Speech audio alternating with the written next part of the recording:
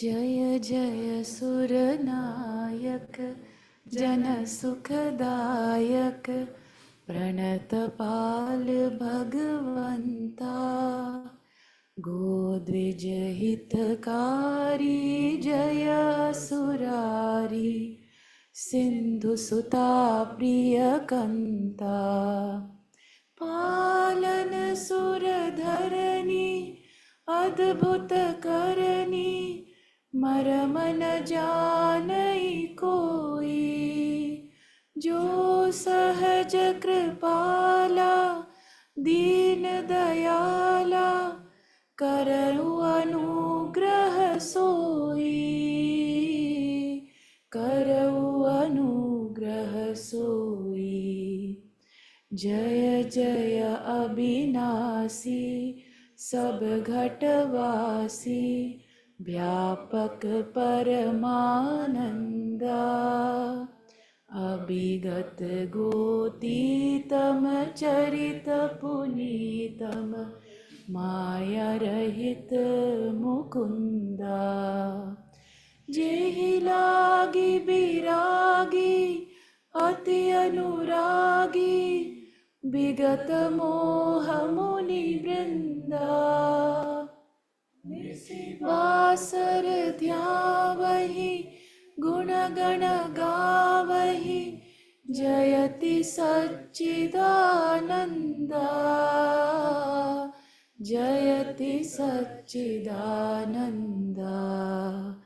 जेहि सृष्टि उपाई त्रिविध बनाई संग सहाय न दूजा सो करऊ अघारी चिंत हमारी जानिय भगति न पूजा। जो भव भय भंजन मुनि मन रंजन गंजन विपति बरूथा मन बच क्रम बानी छाड़ी सयानी सरन सकल सुर जूथा सरन सकल सुर जूथा। सारद श्रुति शेषा ऋषय अशेषा जा कहूँ कोई नहीं जाना जेहि दीन पियारे वेद पुकारे द्रवहु सो श्री भगवाना। भव बारिधि मंदर सब विधि सुंदर गुण मंदिर सुख पुंजा मुनि सेत सकल सुर परम भयातुर नमत नाथ पद कंजा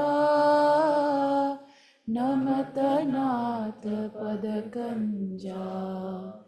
जय जय अविनाशी सब घटवासी व्यापक Paramananda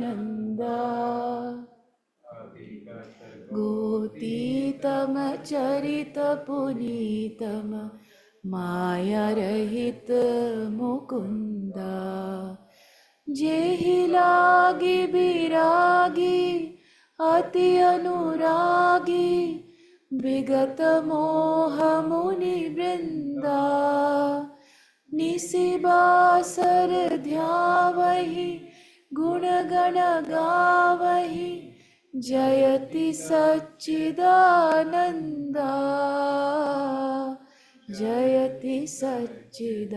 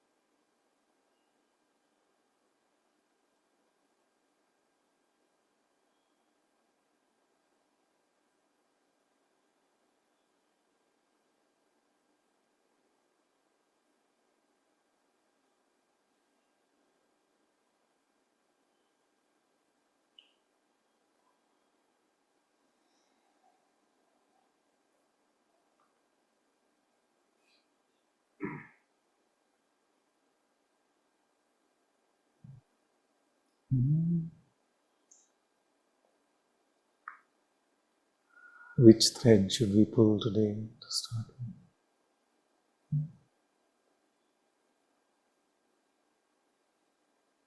Hmm?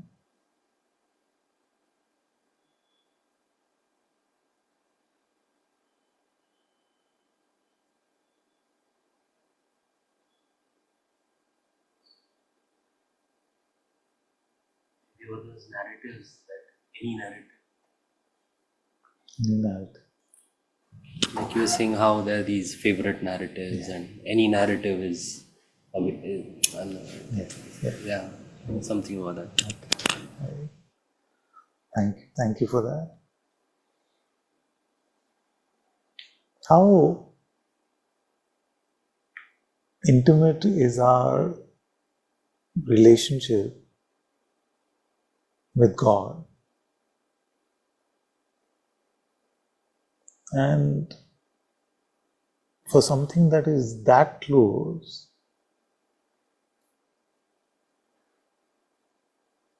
can we see that even the slightest idea can get in the way? The slightest narrative can just become like a block. Is it? You notice the difference in the texture of your life, empty of the story, empty of these thoughts. And when you're occupied with them, when you're dwelling in them, what feels more alive? What feels more present?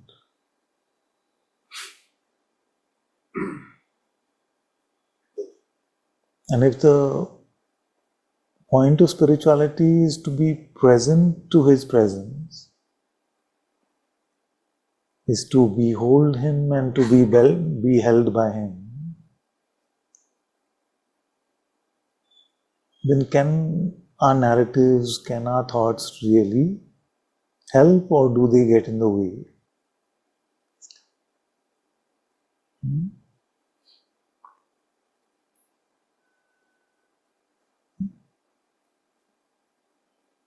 That's why I've been saying that it is not about how much we know,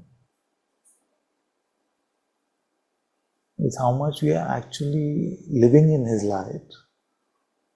Because the light of true knowledge is not what we know up here in our head. It is heartfelt.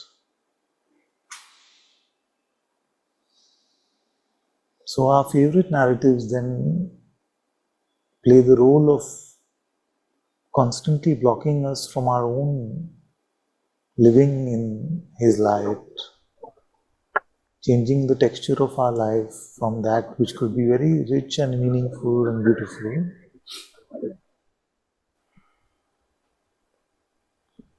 to that which is like we are not even here.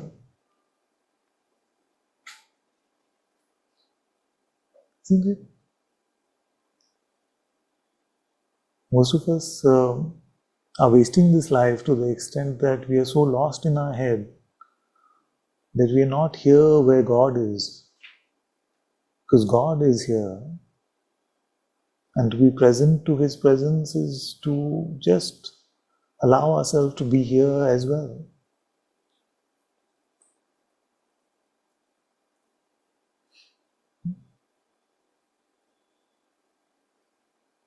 Yeah. So we are building up a house of cards, which is all going to be swept away, but we haven't lived a true life yet.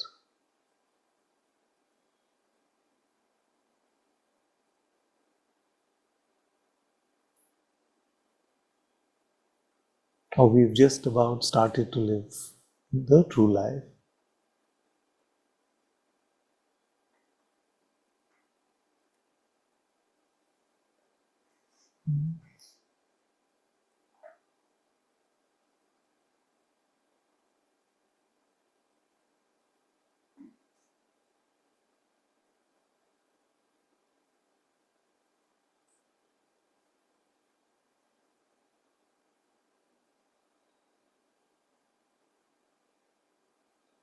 With our thoughts, what are we constructing?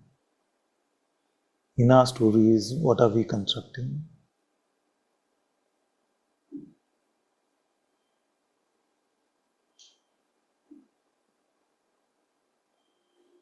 And if the purpose or the meaning of our life is to construct a true temple of God in our heart, so that His light can spread into our life and the lives of our brothers and sisters, then can the emphasis on a me really help us to get there?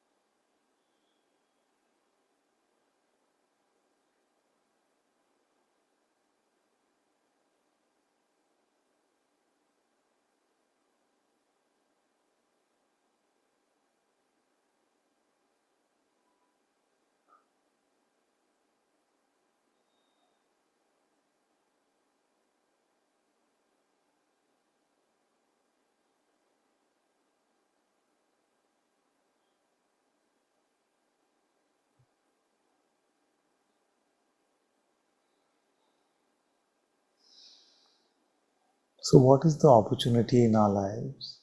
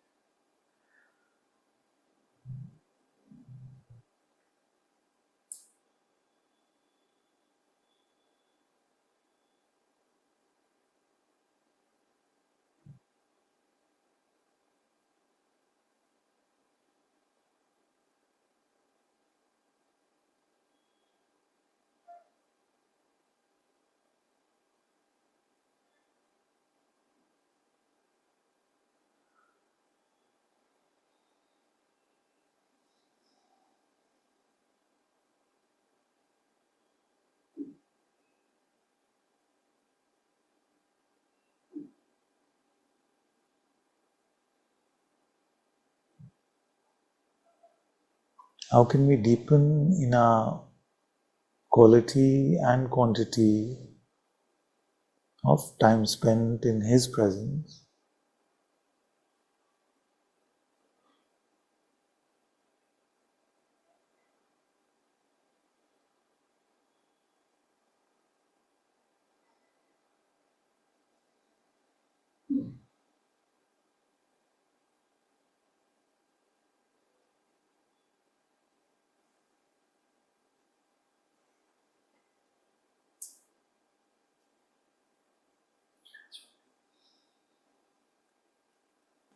This talk about being passion free in thought, word, deed, ahimsa, Gandhiji says, and so many traditions, many things are said.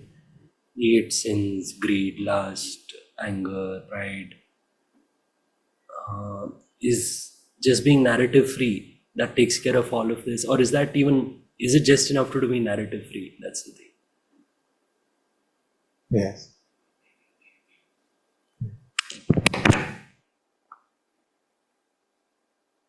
For trouble, you need a story.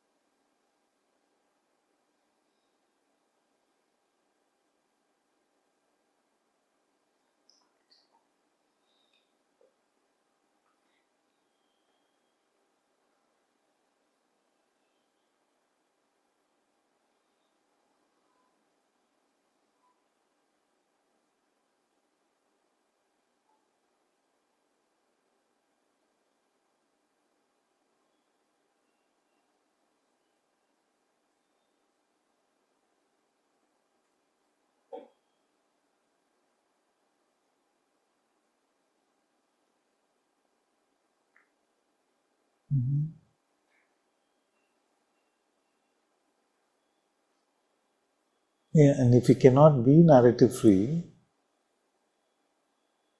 then we must attempt to make him the central character in the narrative.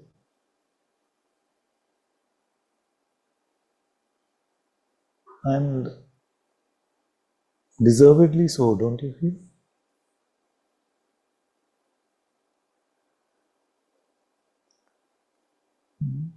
It's really a question of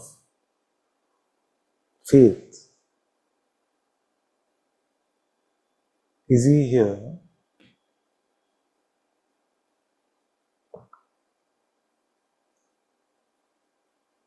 Is he here? And if the answer is yes, then who's central right now? Right now? Right now? Who's most important?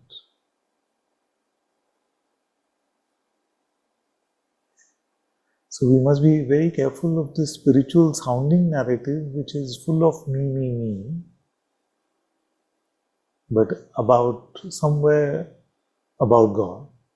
So, like I was saying last time, about my relationship with God instead of my relationship with God. You got the emphasis?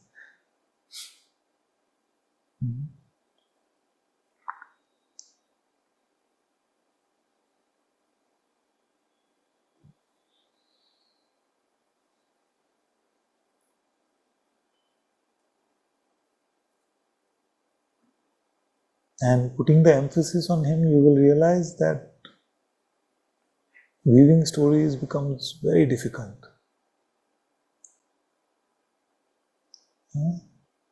You see that He's here, now say something. What is happening? With Him as the center, it becomes very difficult to then say, oh, this is what's happening with me, and then this happened, and then like this, and it's always like this, and when will it change, and what is my life going to be? It's impossible. Okay? Which doesn't mean that Maya is not going to try. She's going to try her very best to present this from and to believe this from an individual perspective rather than the emphasis being on God's presence.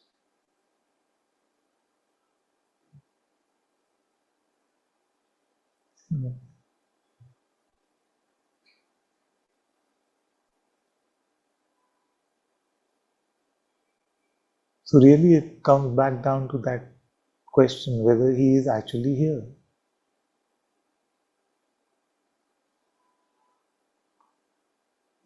And this question will always be a question of faith, because even insight ultimately is a question of faith. But remember, faith is not belief, and it is not, especially not blind belief.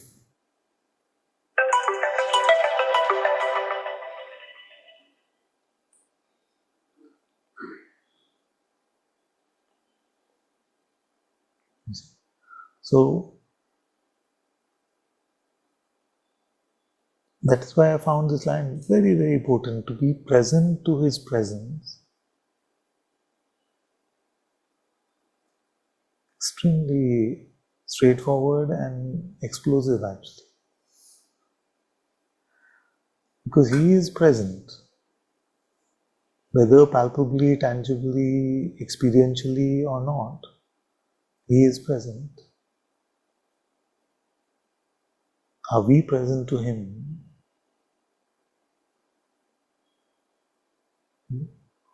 Or are we taking this relationship for granted?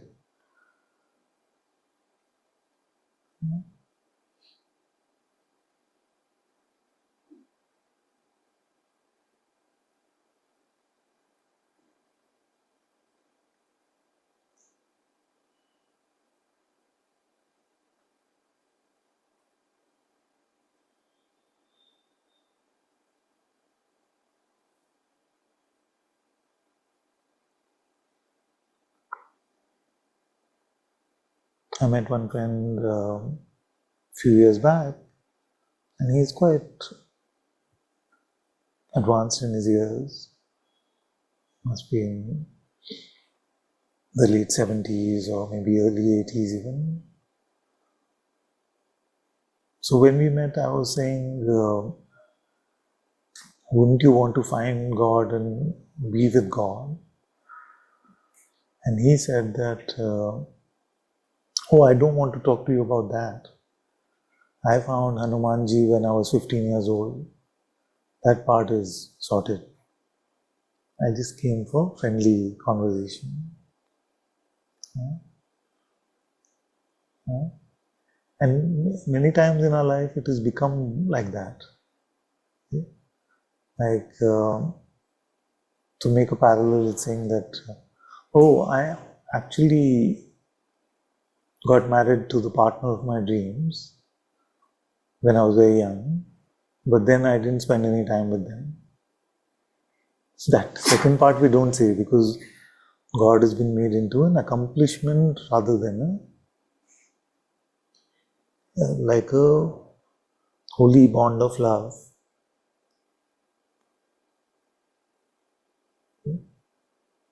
And we must stay away from this accomplishment type of spirituality. So, if you married the most perfect partner in every way,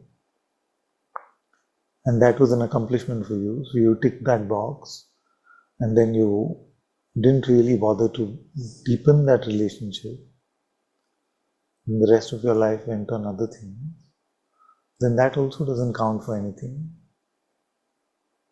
See?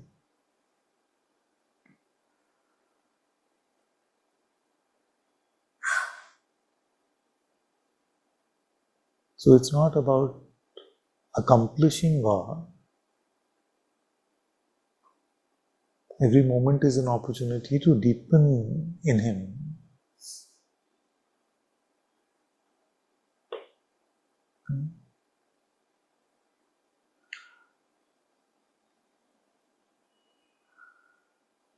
And because ultimately it is a question of faith and grace, it can never be an accomplishment anyway.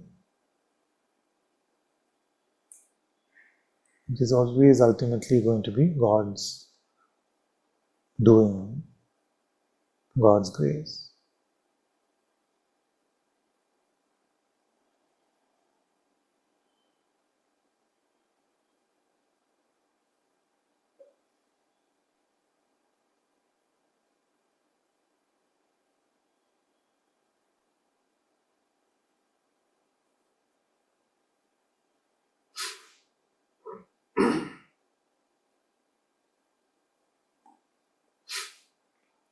And in Indian spirituality, there is a deep relationship between the picturization, visualization of death and time. Many times it's used interchangeably. Yam, Kal, you see, Samay, all of these things. Which means that it's really a question of time.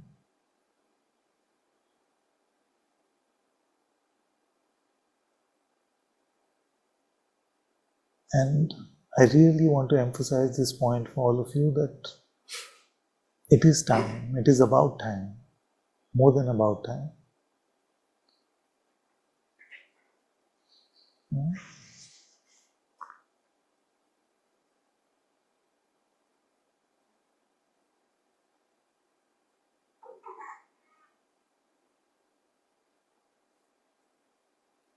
Time to let go of that which is selfish, let go of that which is me, and focus on that which is about Him.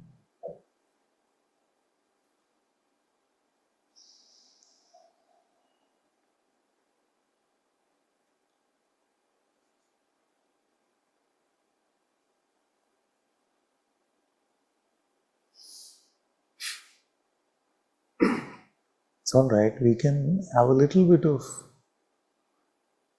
God, give me this, God, help me with this, God, me this, me that, me.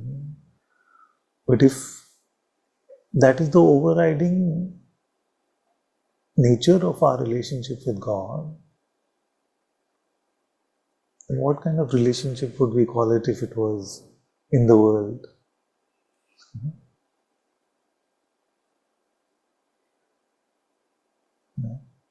If with our best friend, all we were interested in, oh, can you do this for me? Can you help me with this? Can you get this? When you come, do this. Is there any other texture to our relationship with God? And if our worldly relationships deserve better, then does not our godly relationship deserve better?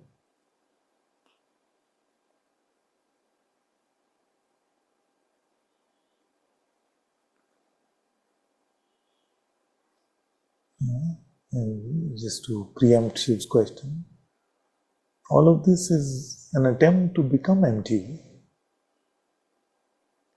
Because his question was very sweet in the sense of saying, is it enough if I'm narrative free? And many times we attempt to be narrative free, but sometimes being narrative free then remains as a narrative. And to empty ourselves from that is ultimately again a question of grace with full devotion from our side. So how do we empty ourselves of narratives? It's like falling in love. For those few days, for those few hours maybe, I don't know in today's generation, but for that little bit of time, you don't want to talk about yourself, which is a rare time.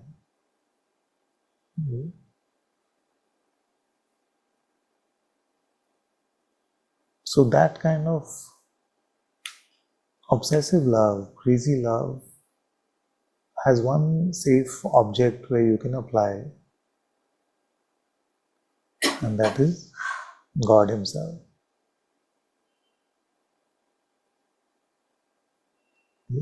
And because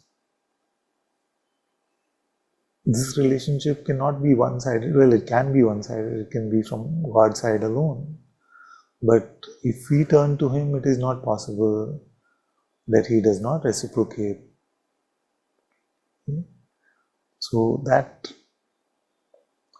reciprocation leads to a deepening, an ever deepening virtuous circle of love, a love story with God.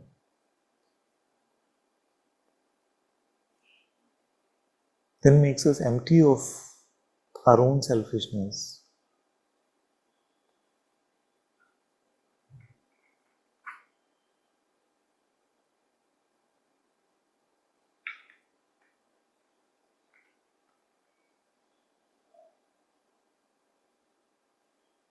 And everything is right for you. You're here in Satsang, and everyone who finds their way to some supportive environment to go deeper and deeper in His presence, His light, His love, is very blessed.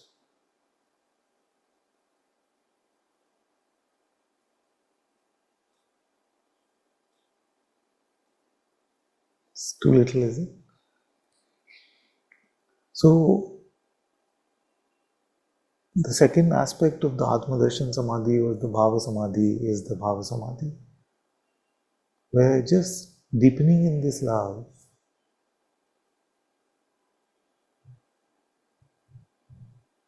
we are empty of ourselves.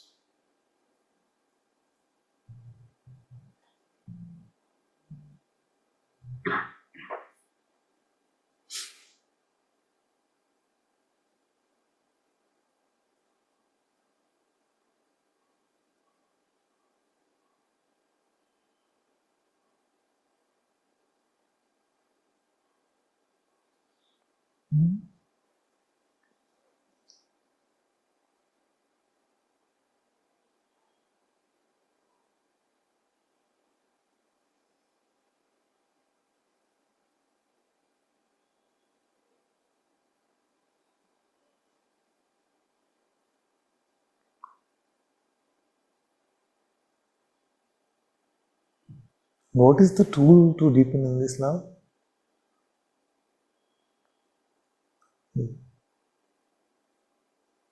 It's like an active say. So, Father, as you said, it's to be empty. Intention is to be empty. I found one tool that is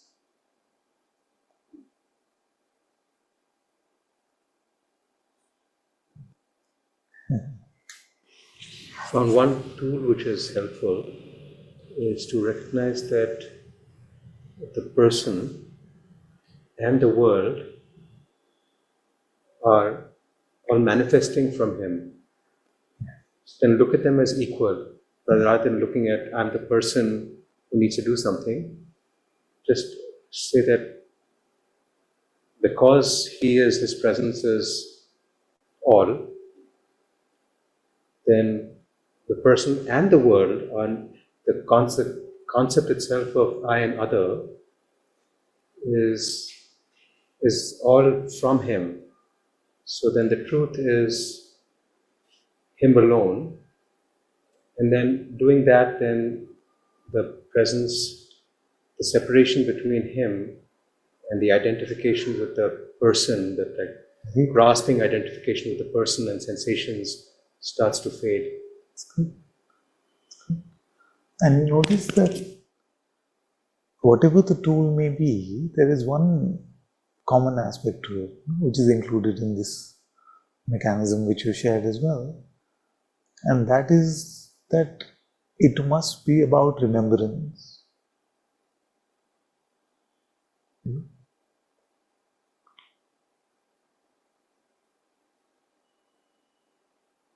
The more we remember God,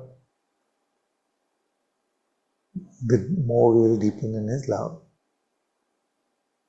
The more we remember me, the more His love, He will seem distant.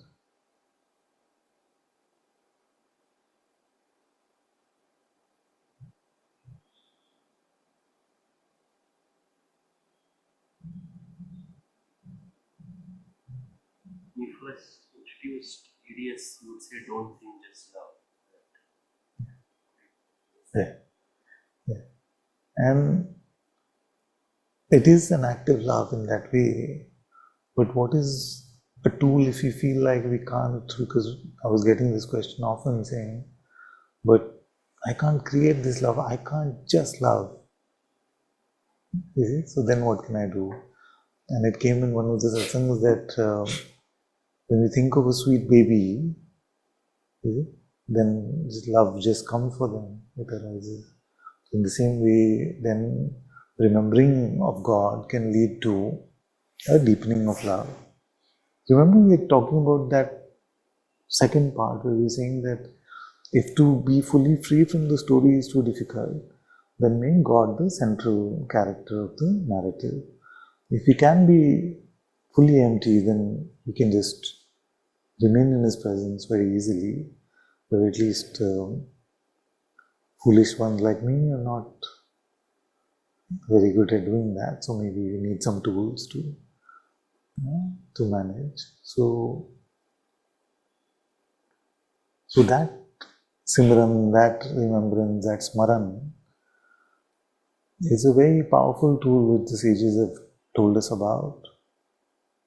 To remember the name of God, for example.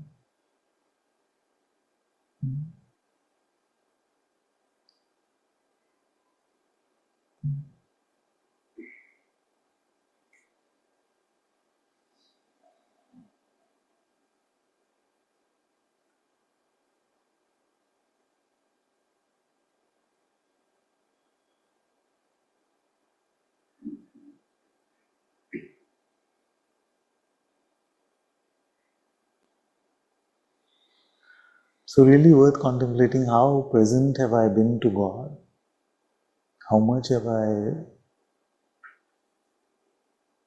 invested in a way in this relationship?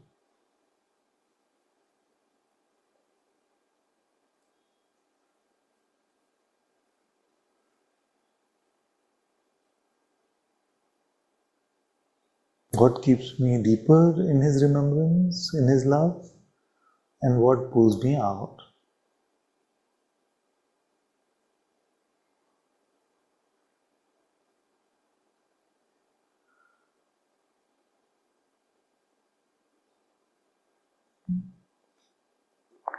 We should really contemplate this question and make a very sincere attempt to banish that which pulls us out.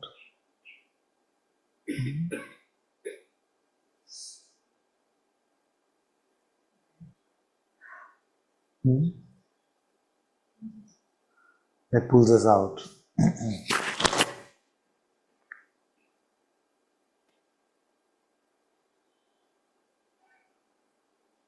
Do you think that there's anything possible in that list? But it's important to make that list just to remind yourself. But do you think there's anything possible in that list which could be worth it? Yes, it pulls me away from God, but it's worth it. So it's true. Exactly. So that's why I'm saying it's important to make that list, because these are the traps which seem like it is natural for me to be like that. It is natural for me to get into anger when it comes to this particular relationship. It is natural for me to get into greed when it comes to work. It's natural for me. We make these stories, but the true indicator is our heart compass. Our heart compass tells us whether we are being pulled away from God or we are deepening in His love.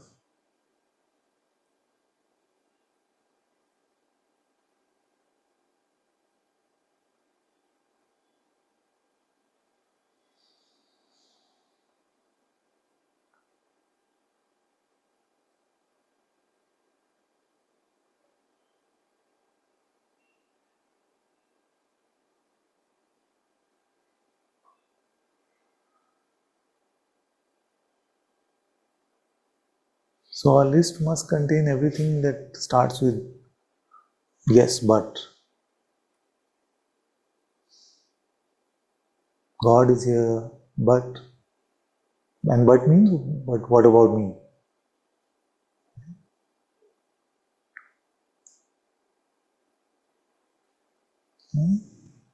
What is it that makes us forget Him, not be present to His presence? And what a privileged statement to make. We are so privileged to be able to contemplate that He is always here. What pulls me out?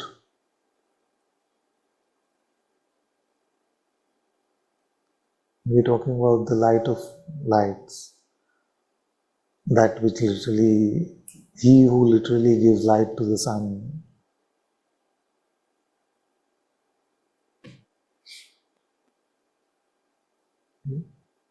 He is always here.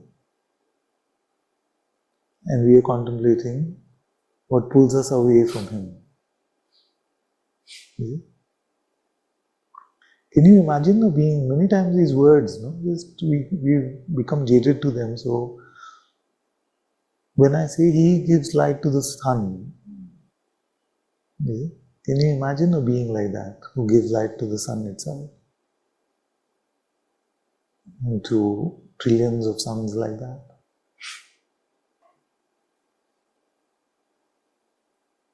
I heard something very beautiful this morning in my sadhana, where this saint said, whatever we can think of Him can never be big enough. Whatever we can think of Him can never be big enough.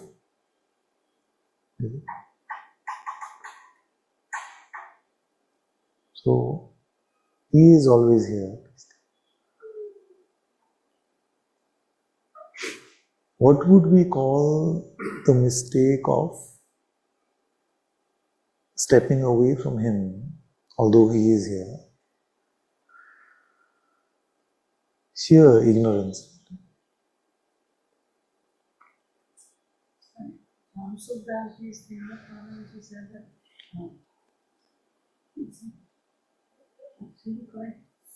He was saying, he said that what can you have a better deal that you can give up the ephemeral for the real? I mean, Yes. what better can you get? What better deal can we get in life? Yeah. And I was just saying, okay, if I didn't say, I can't say so honestly, I know God. I'm saying, if I can say with some integrity that I'm not always in God's presence, but I can also say with as much integrity that I see that this world is ephemeral, that it is going away, that it is changing. Yeah. So then why am I going there? I mean, I Yeah. can ask myself that, okay, you say that, this is at least apparent to you that it's changing. Exactly. So it's for people like us who see that this is true, and they see that it is true that we still go to that which is ephemeral, false, Maya. It is for people like us who can conclude that this is ignorance or avidya. Just feel very silly now. Yeah. Now is Yeah.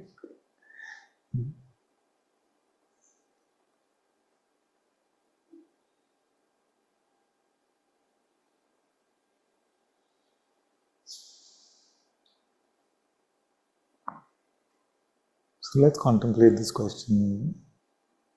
What takes me away from his light?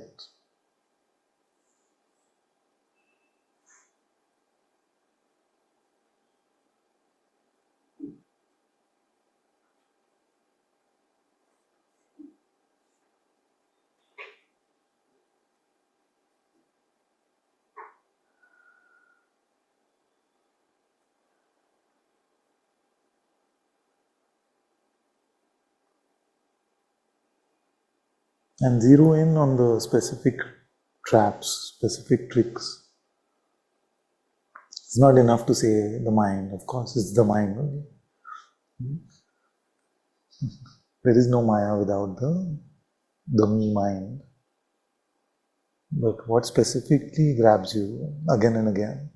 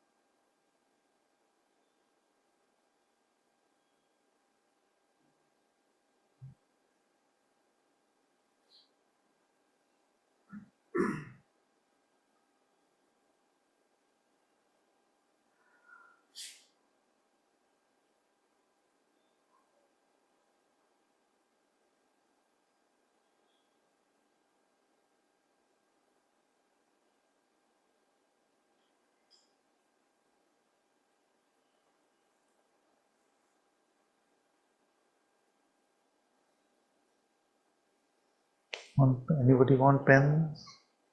Seems like there's a collection of pens.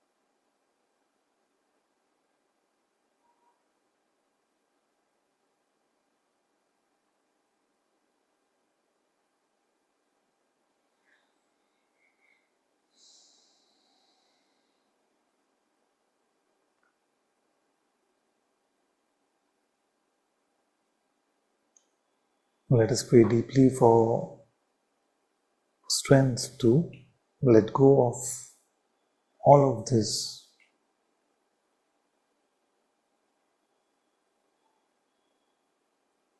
that keeps us away from His presence, from His love.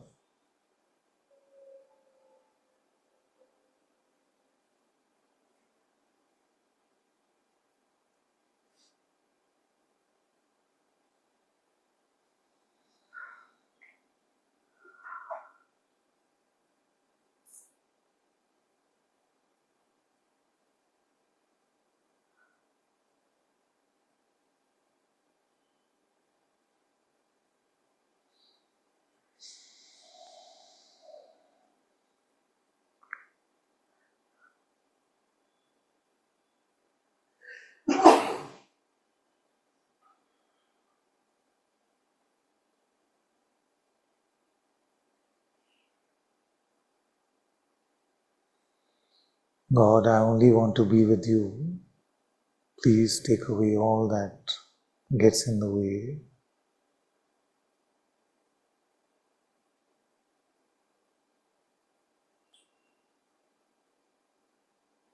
I only want to be with you. Please help me take away everything that gets in the way.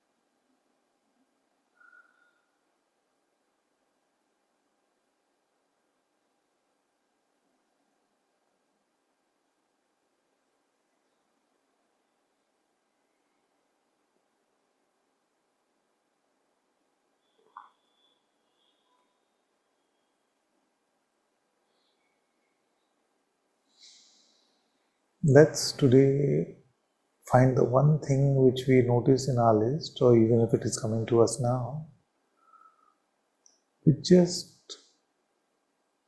is a complete waste of time. Just a complete waste of time and keeps us away from God's presence. So don't rush to put in things like family time, sharing love and companionship with friends. I'm not saying these things necessarily, unless you're overdoing some of that. I'm saying just like in my case, for example, the news, or just keeping up with what is happening in the world. Don't need to so much. So see for yourself what that could be and where you could utilize that time for prayer, for remaining inward focused.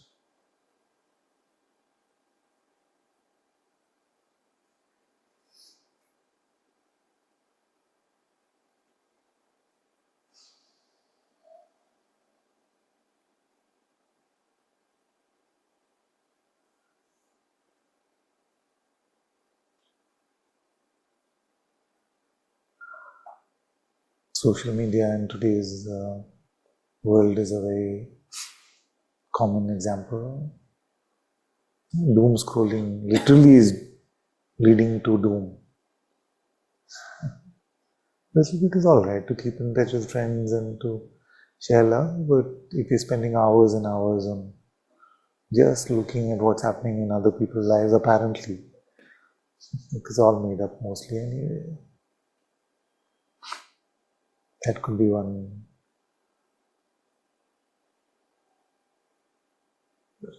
Like sports could be another. Do we really want to see 5 full days of a test match or a 1 full day of a cricket match? Or will the highlights be enough? I'm not prescribing, I'm just sharing ideas from my life. Guruji, you're telling that actively try to find the time to be with God. Yes. Actively try to find the time to be with God. Exactly, yes. So one thing that I'm trying, but that may put too much pressure, so I'm not yet proposing that strongly, because I've also been doing it for a very short time. Just to wake up early, so I've been waking up at 4, just to actively spend time with God. Because that quality time is usually not possible in the midst of so much activity and things.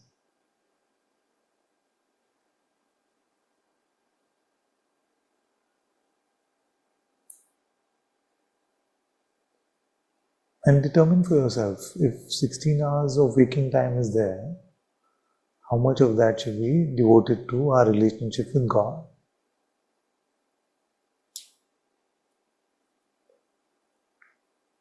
So if you wake up early, then it's not 16, it may be 18.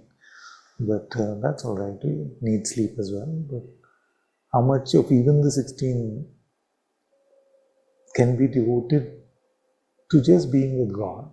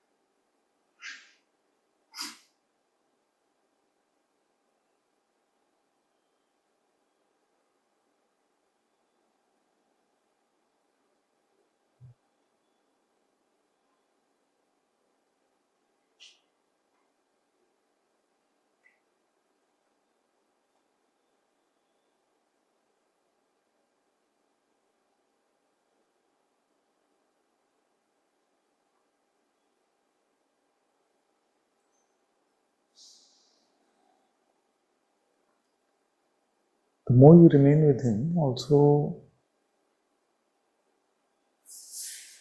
you'll get a deeper and deeper sense of what is pulling you out. Because if you see your lists, you will see many times you report to yourself, or even to me sometimes, saying that I didn't even realize when I got here, when I became so disconnected from His presence, I didn't even realize till I was already in the thick of it.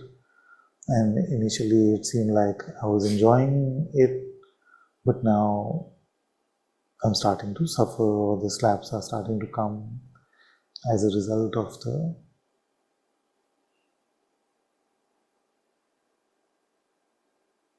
ignorance, the deepening in the ignorance of following my will instead of God's will.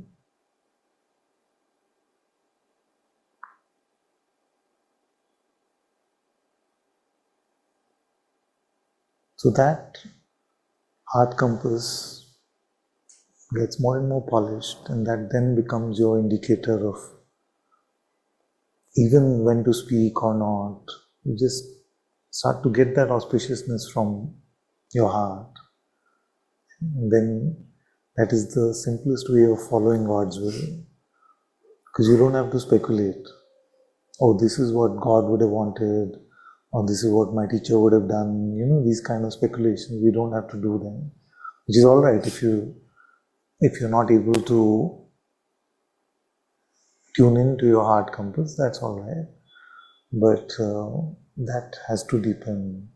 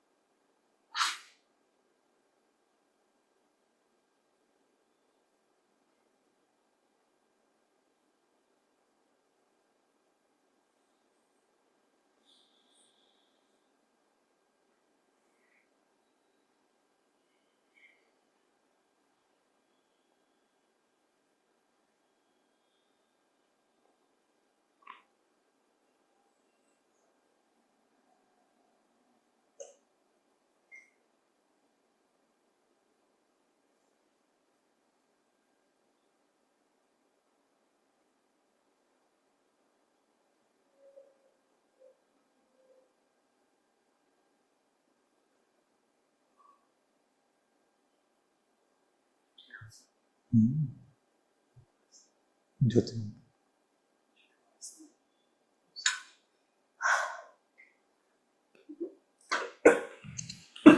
Many times you've said that is my hand real or is God real?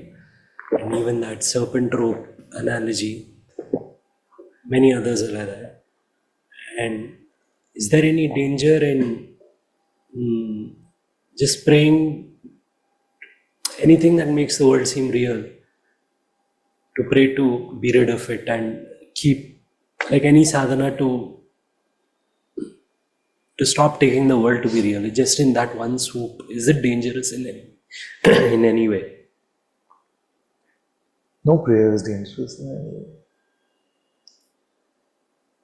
Even to completely disregard the world as real, like But God will only give us what He feels is appropriate. That is the meaning of prayer. Prayer doesn't mean that we are taking a position about it. See, we are praying for that which is untrue to be taken away from our life, and that which is Maya to be forgotten. But God will give us everything in appropriate measures. That's why to pray is always safe. More than to decide, for example. that's what I'm getting at. What if I decide that To it's pray not is real? always better. Because in our decisions we are creating new position. Also what needs to happen is that once you take the first dip in the Ganga, it's usually very short. No? You can't take it's too cold and you have to get out this, you may feel like you're drowning or something. So as you're taking this inner journey, inner dip, it has to be in the right measure. And God regulates that very beautifully. You see, right measure in the sense of how much to, in a way, force it, and how much to, when to breathe in, how much to, when to. So that ebb and flow is a very natural process which has to flow naturally, and God is the best judge of that.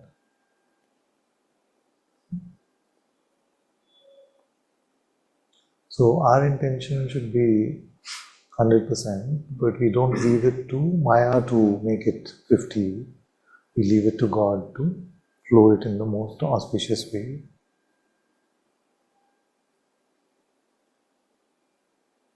Is it not up to me how real I take the world to be, or is it up to God?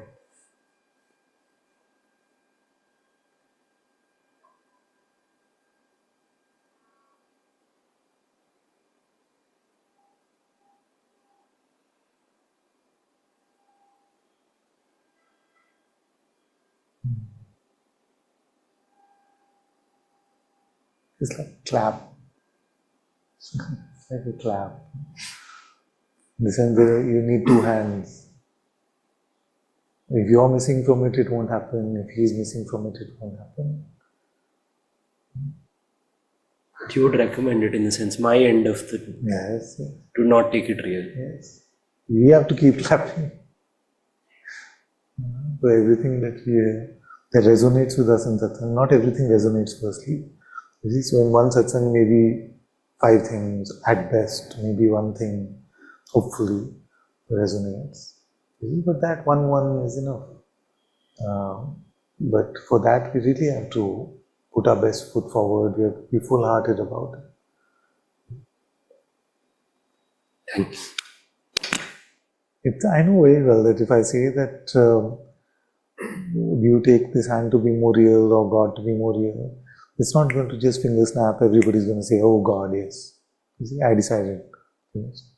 It is ever deepening. But that provocation is important. That invitation is important as well.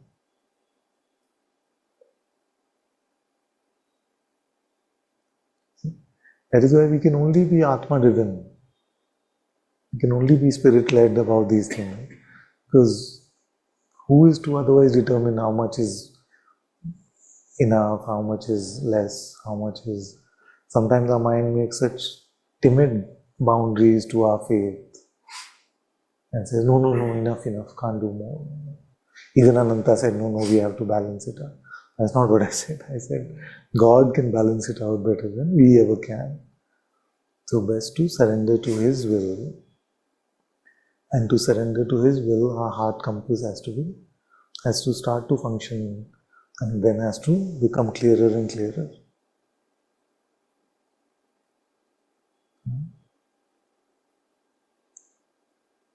Are you getting a sense of why I keep saying there's no time? Because the project is pretty large. It is a big one. It's not an accomplishment, oh, I found God, finished. It's ever deepening, it's ever growing. And we cannot let this relationship stagnate.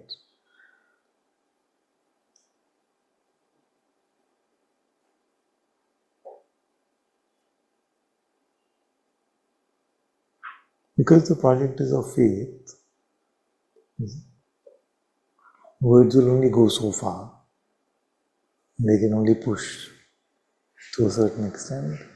And every word has the possibility to create confusion as well. So we have to tread very carefully and be fully heart-led in the sharing of words. I'm talking about myself. That has to come from here. Because I know that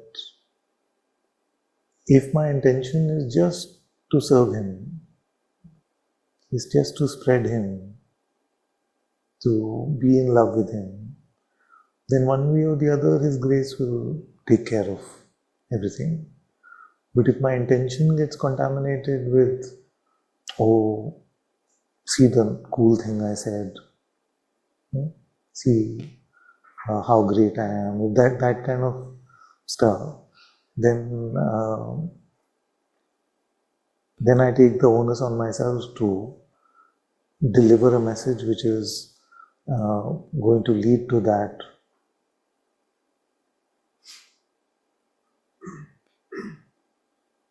deepening for all of you. But that's just not possible to do. It's not a human thing at all. The sharing of satsang is not a human endeavor at all. It has a human edge, like the front end, you see, is human. But if the process is not beyond human, then it's not satsang at all.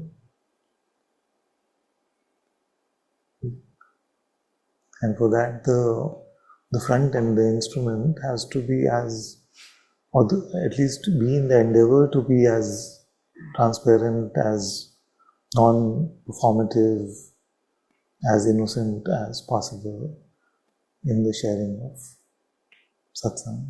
That's very, very important.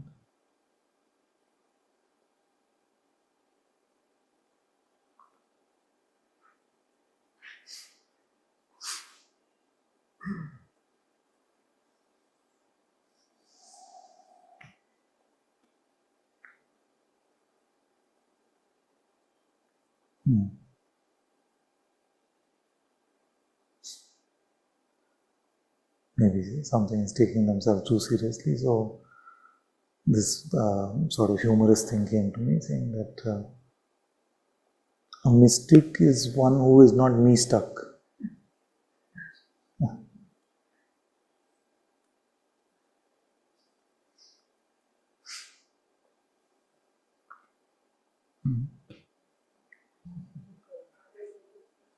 A mystic, you can't hear on that side again.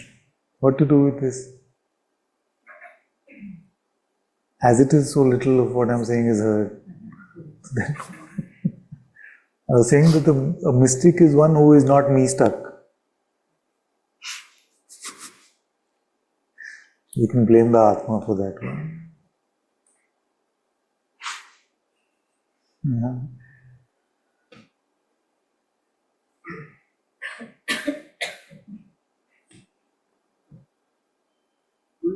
past and in these days, I see that I'm quite overloaded with work. So I'm not able to find a dedicated time to even chant or read Ramcharitmanas in the morning. So then I thought that at least when I'm working, I can work in the presence of God. Yeah. But even that becomes very difficult when you have a target to meet, you have a task to complete. So the thought about the completion of tasks remains then being the presence of God. Yeah. In such a case, what can we do? We can quit. Just quit.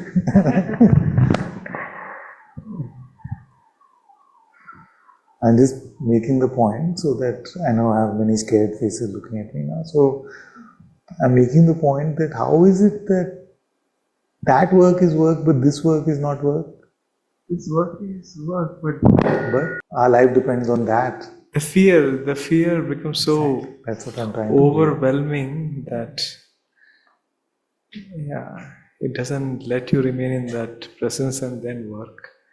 Because what I saw was that, finally you have so many hours and the task has to be completed. So you don't need to be really afraid. You can do whatever you can do. Tasks that have to be completed, which are so stressful that you can't be in God's presence and do them. These are self-imposed deadlines, or they're from No, they're bosses? from the management. Then quit.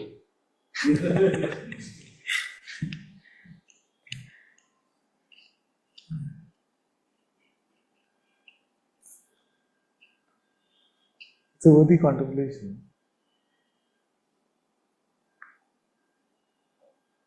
That how is it that which is the work on which our life truly depends?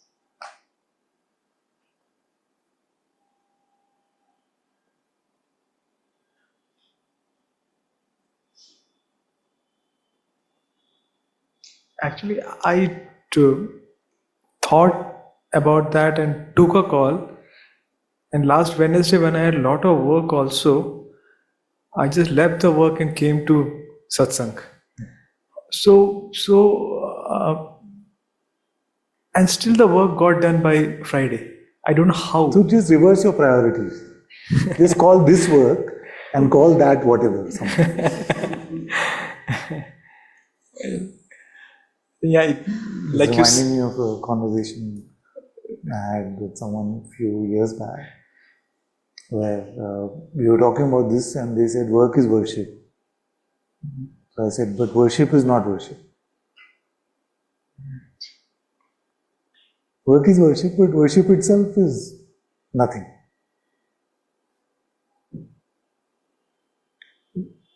Like you say, it's about that risk it. It's that. At least risk the contemplation. There's too much fear even to look at it. No? Like, what will I do without money? What will happen to family? What will society say? He has left everything and become a sadhu. Too much satsang is not good. All these fears are there. But really, do we want to spend our whole life till 60, 65, 70, whatever the age that you want to stop working, just keeping this, what we're calling work, priority, and then whatever left over, little bit is left for God.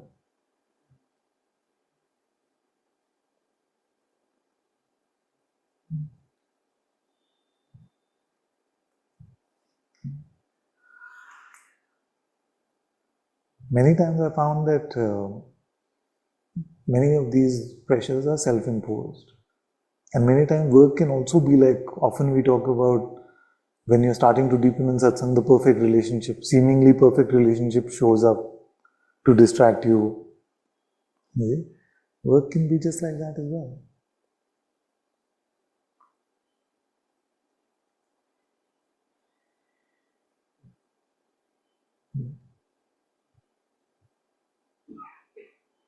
What is your most important work?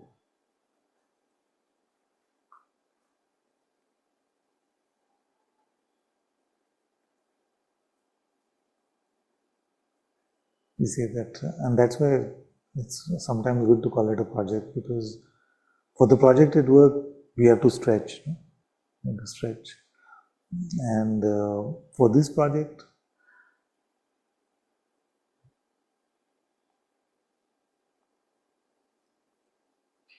what is the most important project?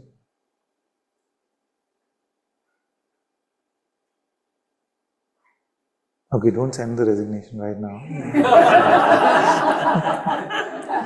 Some of it is rhetorical.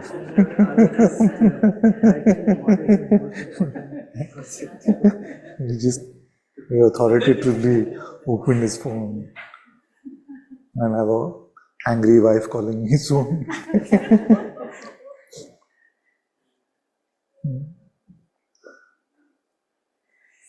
You can pass the mic to Amit. Good. That time I just wanted to tell that, when you're driving the car, Yes. you know when it's naturally happening and then when you're driving. Yes. For a very prolonged period of time, for say you're going for about 500 kilometers drive, it's making noise. 500 kilometers drive, I think about 490 kilometers car is going on its own. Yes. That 10 kilometers, somewhere your ego plays, or somebody will come and try to do some nonsense, and then you'll go fast. Then you'll realize that it's you driving, it's not naturally happening, and that's how most of it is going on.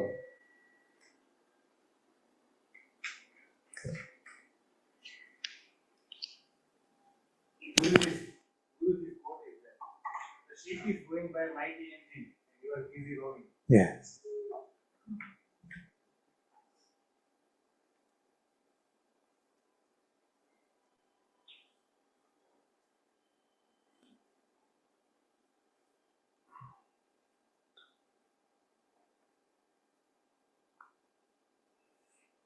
Yeah?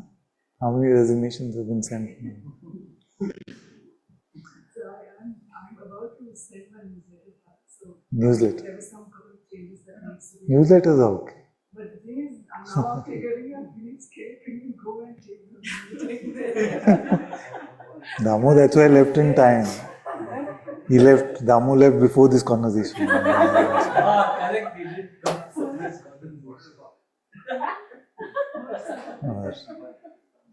What is the most important work?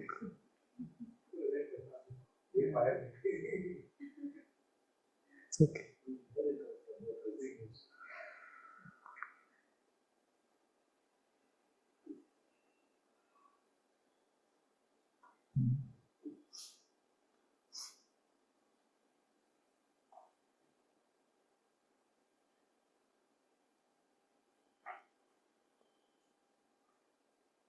So, first quit that inwardly.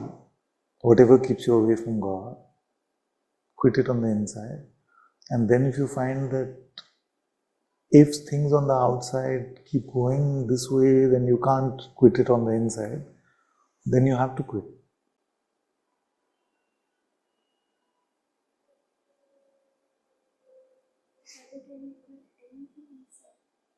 We have to, we conceptually can, but sometimes life puts us in situations where, that's why I'm telling him to actually, I'm not telling you to actually do it, but if that was really the situation that this thing just keeps me away from God constantly, then we have to get out of it. We have to try our best. We can always only try our best.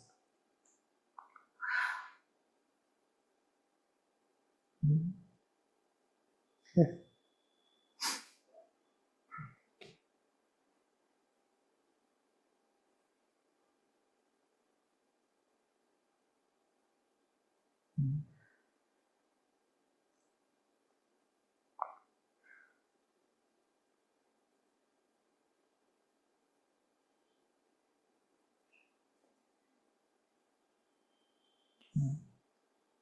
So what you can do is you can start by saying, okay, you said in that 16, what is the hours you said? In the 16 waking hours, how many hours were for God, you said? It's okay, even if it is 1, it's okay. If it's less than 1, we have to talk. But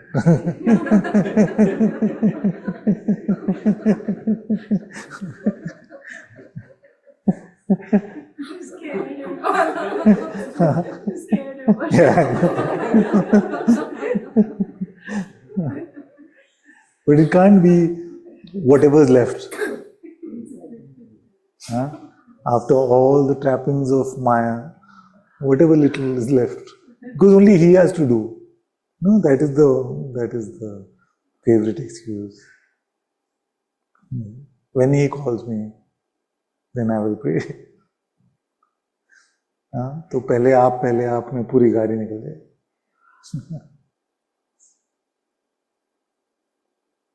How many hours? 1? Yeah.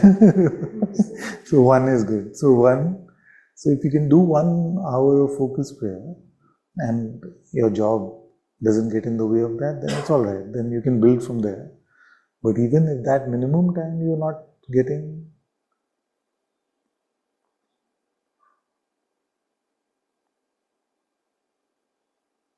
it also forces you to take out if there's some other waste of time which is going on.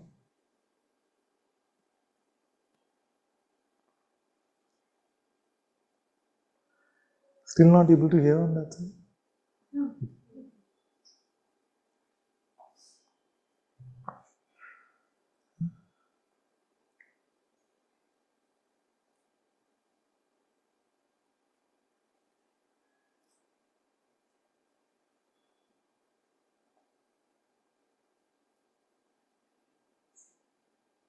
I don't.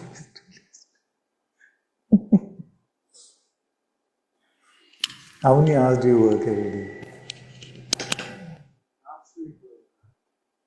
How much is bad?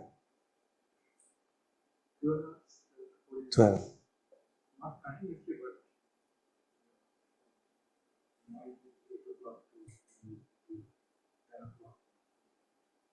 That was because there was a Release.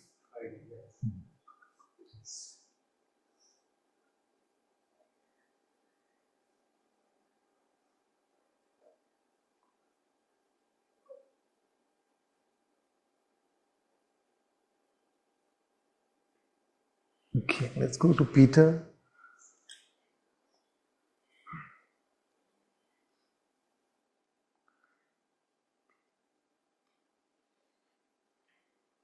Okay, now can you hear me, Father? Yes. Hello, Father. Yes, it relates to the conversation you just had, and when I contemplate what pulls me out, then there's still a little some confusion about this old Zen thing. You know, when in Zen we said, if it's no mind, then it's okay. And we all know there are activities which absorb you so much that you're completely no mind, that there's no me, there's just the activity. And if you, for example, in my case, there's attachment to motorcycling. Yes, when I'm motorcycling, there is really, I can say this is a state of no mind. I'm completely focused on the activity and there's no me.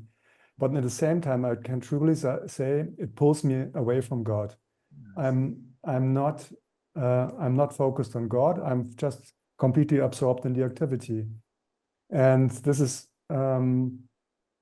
maybe because of my Zen background, this creates a bit of a confusion, because from this point of view, I would say, yes, everything okay. There's no mind, there's no me, there's no ego, there are no thoughts. There's just absorption and some kind of doing. Like, you know, in Zen they say, if you eat, you just eat. If you wash the dishes, you just wash the dishes. If you, whatever you do, you just do this and no mind. Yeah. And you know what I mean? Yes. Yeah. Well, so. But now it seems to me like a trap, you know, like, oh, no mind, wonderful. But where's God? And your heart has to tell you, that is one. Yeah. But secondly, you can also check on, so if you were to pray or to inquire for, let's say, half that amount of time, then what is the after effects, after taste of that? So suppose you prayed for 1 hour or inquired for 1 hour, or just stayed truly in his presence and remained empty for 1 hour versus motorcycling for 2 hours. Is the after effect the same? No, completely different. Completely different. Yeah. Then Because I know so much, because every morning I'm praying and inquiring, and really I feel this presence, and it's there, and it's so different. It's had nothing. Yeah. yes, then we can cut it a little bit. Yeah. Yeah. Yeah. That's the answer. Yes. Because our heart actually tells us, your heart is pretty clear about it when you made the report also, that you could see the distinction between the mind's version of no mind and the true just surrendering to God and His presence and to come to that holiness. But there could be a case, and that's why I said, what is the aftertaste, after effect? Because there could be a case where some activity is almost, or if not almost, maybe exactly like praying or worship for you, and you feel the same thing in your heart, that same deepening of the connection, the same deepening of the love in the heart. And if that is the case, then it's fine. So that is why that heart compass that we were talking about today is so important. You see, to really check. Yes. To really check, because the mind has the best reasoning for everything. And many times the reason can sound spiritual. The reasons can sound spiritual.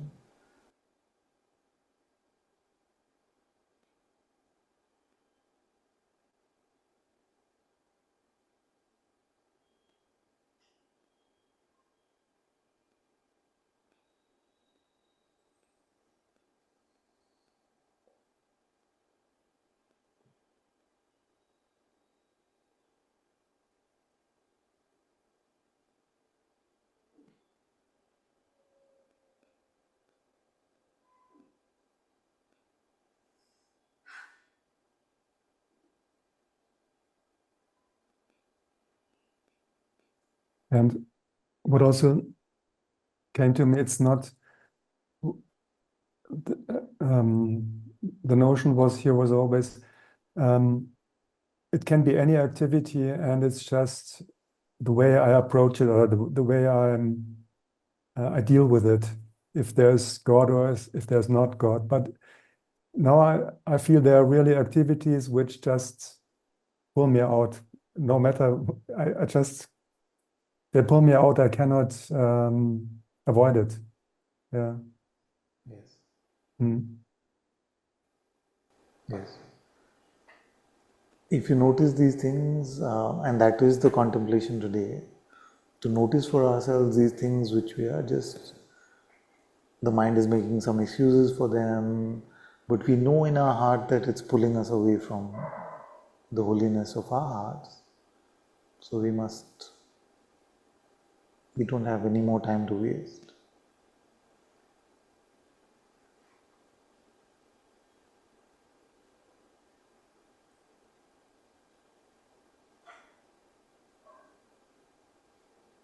The life which is spent deepening in our true relationship with God, and the death we will have when we have a deep relationship with God, are both completely different. Completely different.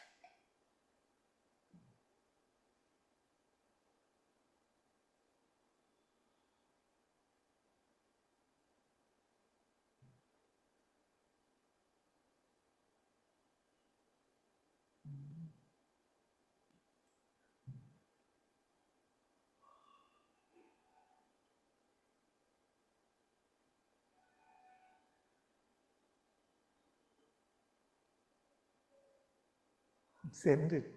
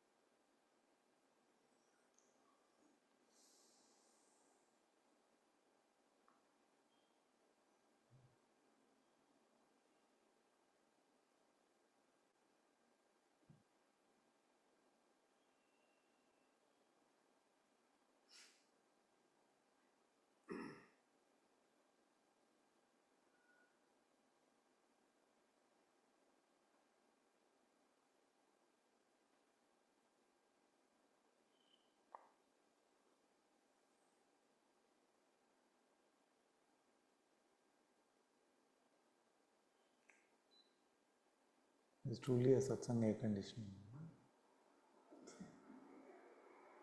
Unperceivable in its effects. You can't tell. You just have to have faith.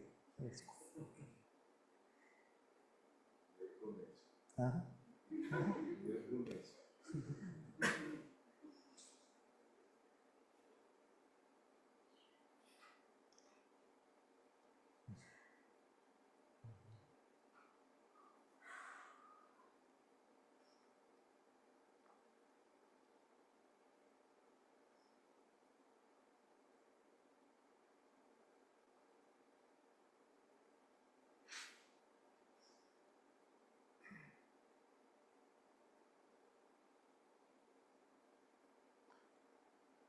Okay, should we read the Ramcharita? Okay, Etienne.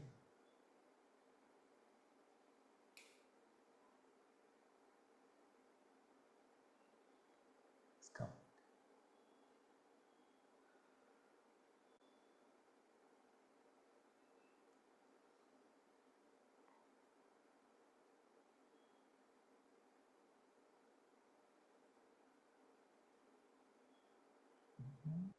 Yes, I thank you. I just felt to say,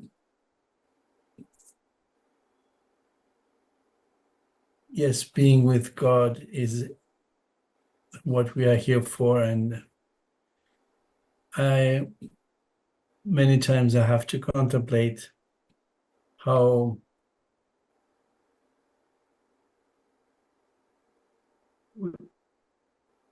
some ideas about what being with God is replace being with God. Yes. And it can come in many, many, many ways, and one of them is of course, again, a scenario, a story, but some stories are seducing, so to say, when it is about, because we are evolving, and we know we can have, for instance, the main thing is for most of us is to come closer to God is a scenario in itself, and whatever we can believe is bringing us closer to Him can become a kind of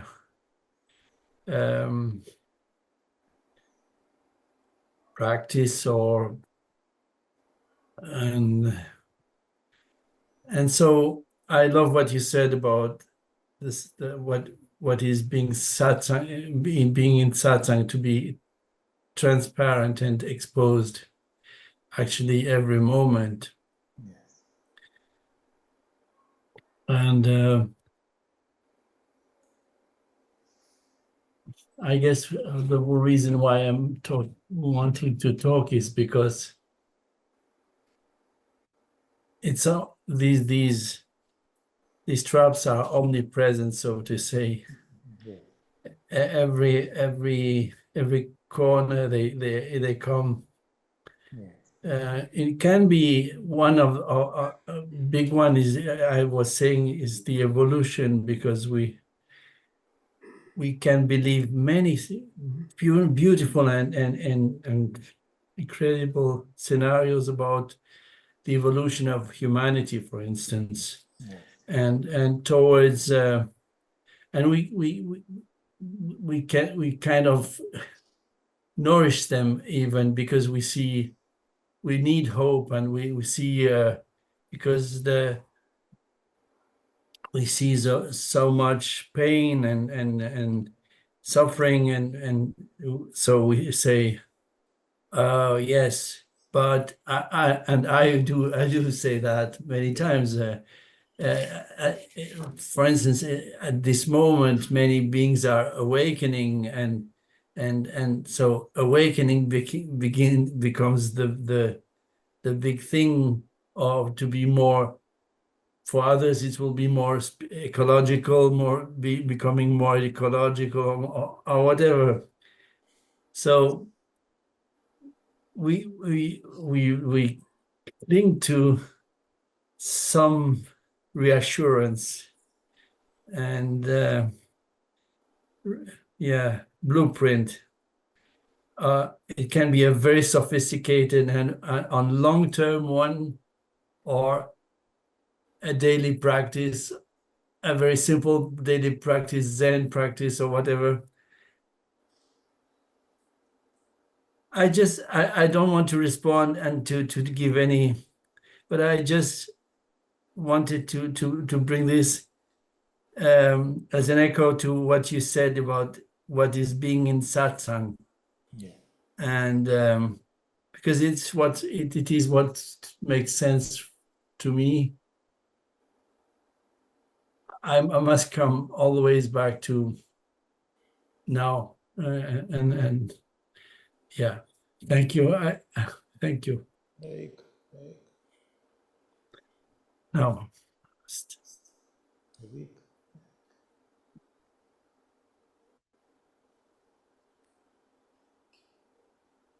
Okay. Either you hear me or I hear you. I can hear you. Mm. Now? Yes, I hear you. Okay, good, good.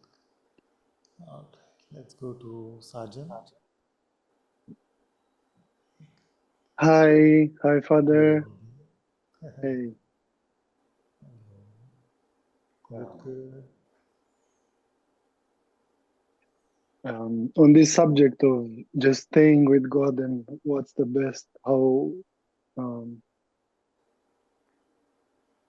I've been looking since you present this. It's a continuous deepening in this.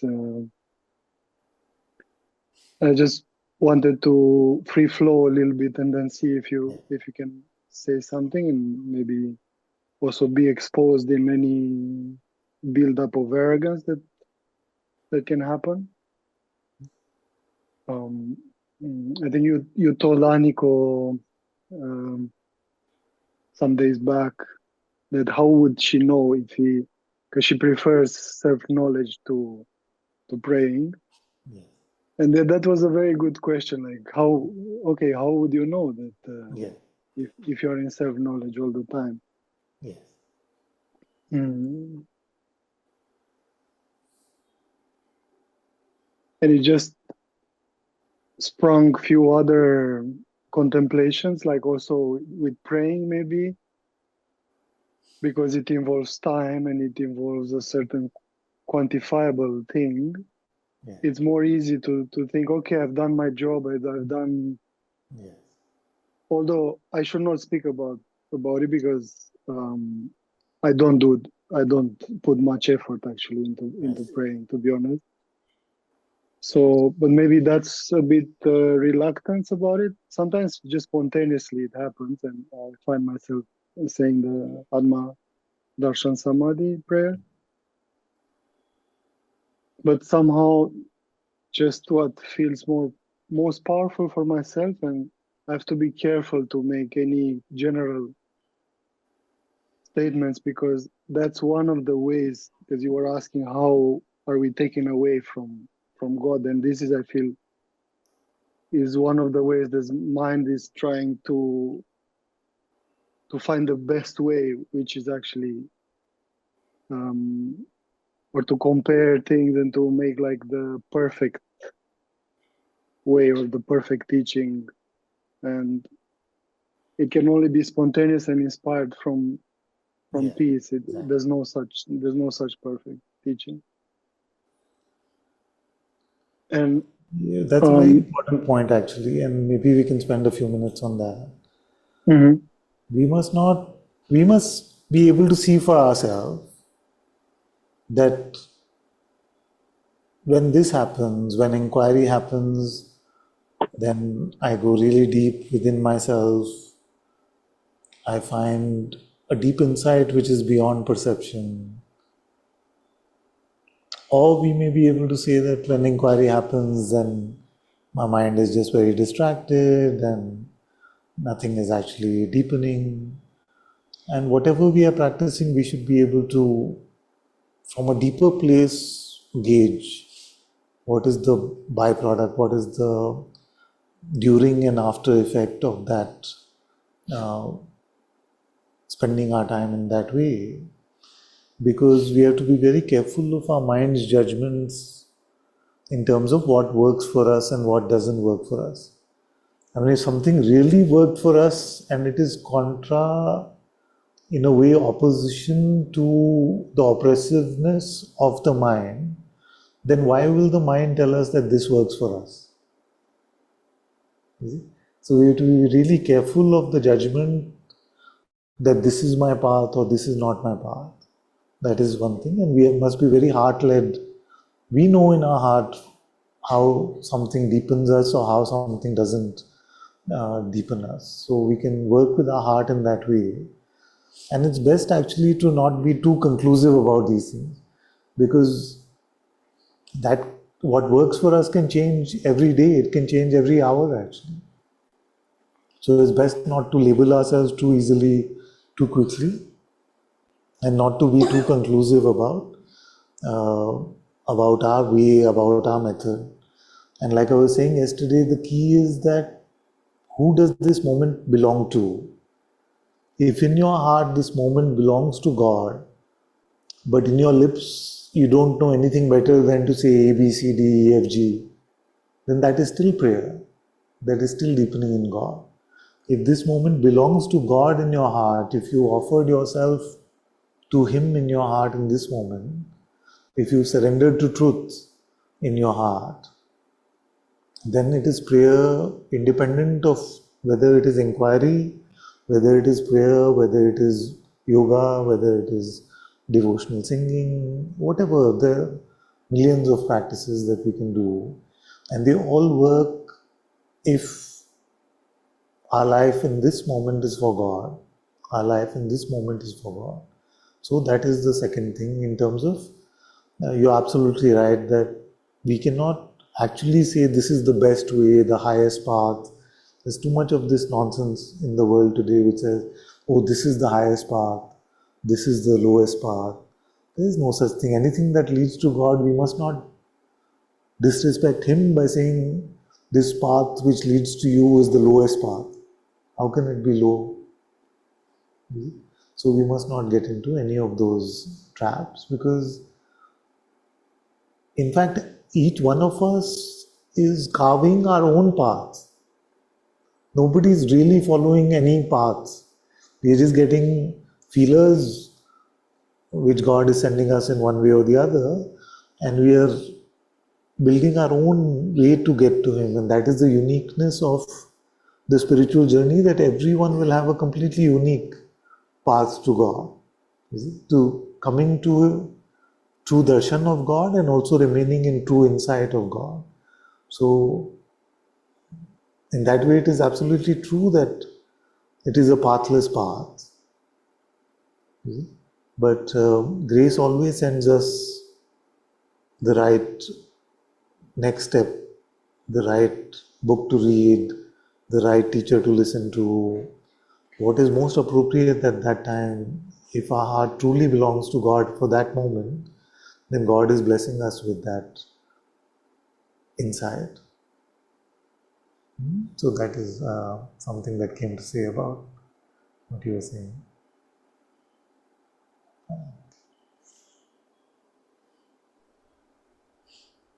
Mm.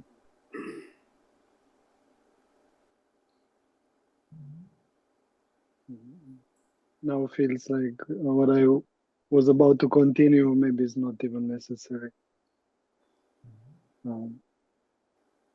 Because it would just be to speak for myself. Because I really, I'm growing in so much respect for devotion and prayer, and whoever makes any step towards God in any way, it's so beautiful.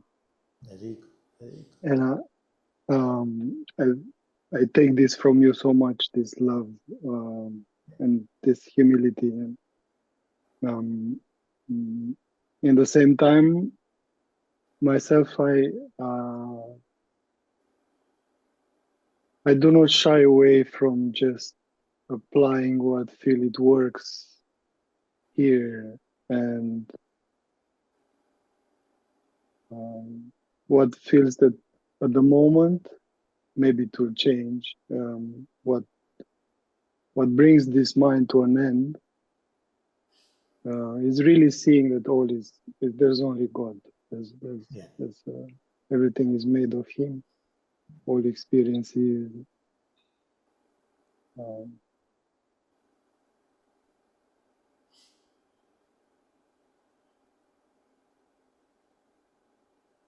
And somehow this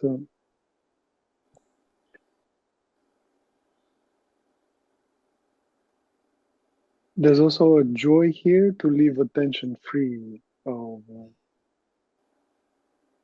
of any predetermined engagement, and just to engage with all of life like I'm engaging with Him. Like it. Yes, that's very good. That's very good.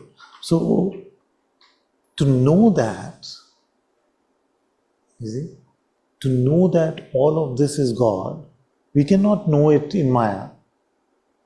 Like, if I'm very pleased to hear that you are saying that you can spend just most of your time in knowing that all of this is made up of God. Because the place where we can really know that is the same place that prayer leads us to, that inquiry leads us to, that any true spirituality leads us to. You see? Which is the way of the heart. You see? So, to know that really, there's a know that we mean like, yeah, I know it's all God anyway, so I can just, just treat everything like God and it's all fine. So that's just, then you get the sense that it's not a real knowing, it's just a conceptual placebo, like a conceptual idea. But to really operate from the place where you know that, you see?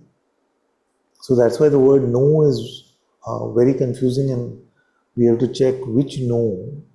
So to really know that all of this is God, then we are in the heart temple. Whether it seems that way or not is not important. Whether something seems palpable or tangible, that I'm sitting in my heart temple, that is not important. But to know the truth means we must be in the truth to know the truth. You see? So again, this heart knowing, this intuitive insight, this only happens in the discipleship of the Atma. in the discipleship of the Holy Spirit. And if we are operating a lot of our time in the gentle knowing that all of this is just God, then that is a very auspicious way to live. You see? Because you're living in the heart when that is the case for you. And that is why I'm saying that the path can seem like there are so many different paths. So if somebody really lived like that all the time, where they just knew everything is made up of God, but not just here conceptually, because you cannot always know conceptually. You can be settled in your heart in that knowing, and then, like you said, leave your attention free, and just live like that. And that is the same as being in unceasing prayer. It is no different, because we haven't forgotten God. We remain in that knowledge, that heart connection is deepening actually. You see? So if it is true like that, that you're able to spend a large part of your time in that heart knowing, in that gentle knowing that everything is God, and then pure perception is just naturally happening where attention is free to flow, then that is to remain in the unceasing prayer. So it's a beautiful pathway to God.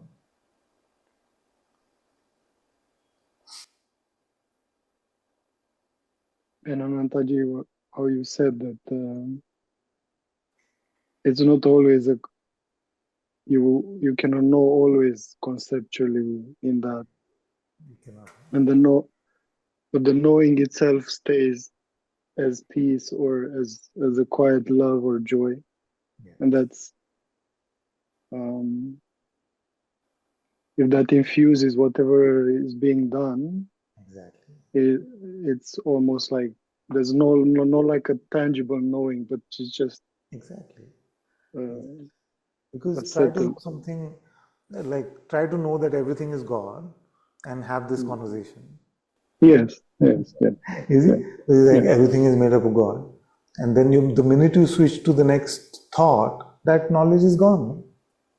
You see, it may be available for you to come back to it, but in that moment we are not living from there. That is the problem with just conceptually knowing, because we can have a belief that I know, but when our life cannot be lived on the basis of that knowing, then that knowing doesn't actually help us. But the problem is that it convinces you, the mind convinces you that this is the right way to know, the belief is the right way to know. That's why to notice that we are deepening as we remain in the true knowing, although with our mouth we may be talking about what to order for lunch, and yet to know that everything is made up of God, that knowledge is not going because it is a stable place in our heart where everything is known, but just as a reminder to return back to that. We can use this as a pointer and say everything is made up of God. So, and as long as that actually is felt to be true in the heart, then we are in prayer, because prayer is to remain in remembrance of God, and to know that everything is God is to remain in remembrance of God. And Father, I feel also really also to surrender the one who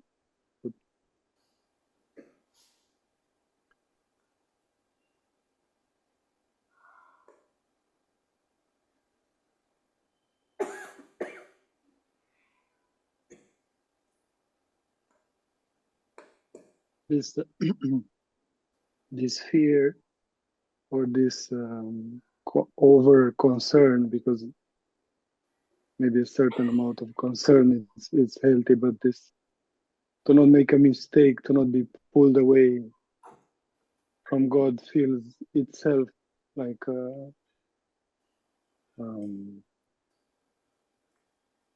it's a blessed struggle, but it's still comes from, like, without that there's really no control. Like it's all his grace. It's all yeah. I don't know. I don't know exactly what I'm saying. But this doubt of someone who could step away or be more in God can become can deep too much in the mental. Can be too much. Can be too much and can be too little also. Yes. So this is the fine line, no? Yeah. Which, and that's why I was saying that as a teacher, attempting very feebly to share God's light, the teacher has to be as empty, as transparent as possible, because only the Holy Spirit, only the Atma can really determine how to guide the next step. Because the same next step may become too much, or the same next step may lead you in a different direction. You see, so that too little or too much, because too many also fall into that trap that, oh, I'm just living spontaneously, and I'm just. Sorry to interrupt. Sorry. Yes. Sorry because this is exactly what. Sometimes I feel they're doing this, but in other communities more. Like I see them, but in our, and this might be a judgment that I am happy to just don't have it.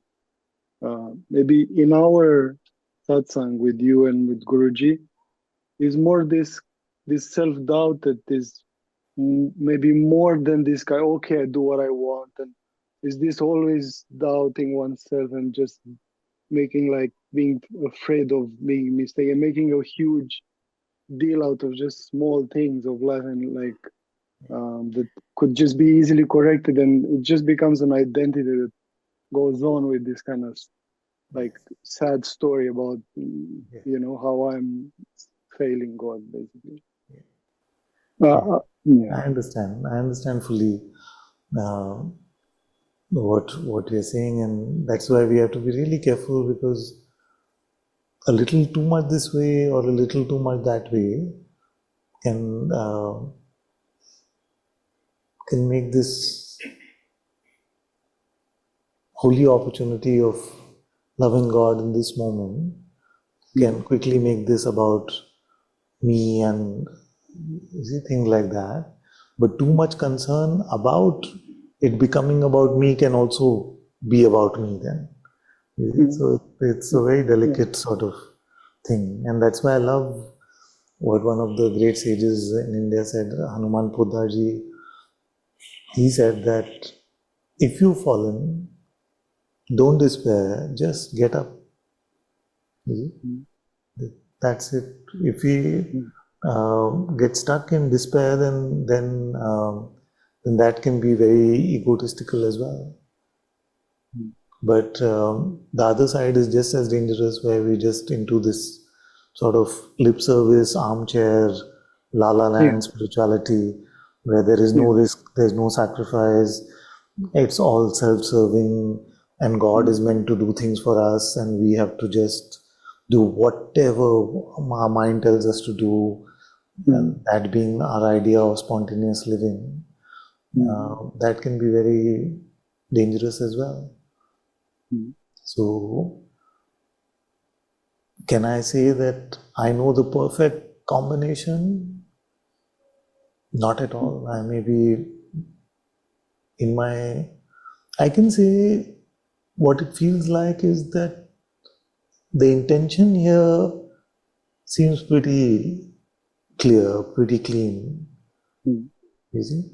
So I have to trust that somewhere, that if the intention of this one is truly to share God and not make it about Ananta or about any of this, then His grace, His love, His kindness must be taking care of everything in that process. because I really don't know any better, you know. I don't know if you, like, if you were to say that every satsang, that in every satsang I have to be clear about how much to push and how much to let free, then I just couldn't manage it. So it has to come from a deeper place somewhere, and that's where the transparency and not wanting to be known or remembered, but only for the focus to remain on God. My hope is that that keeps this expression in check and allows the heart to flow in whatever is needed for everyone to hear. What else can we do about it? I guess that's the only thing we can do, that we have to hear with sincerity and with a devotion to God, and then that will keep us safe and healthy on the right path. And the sharer has to share drenched in God's presence, drenched in God's love, and that will keep it safe and healthy, I guess.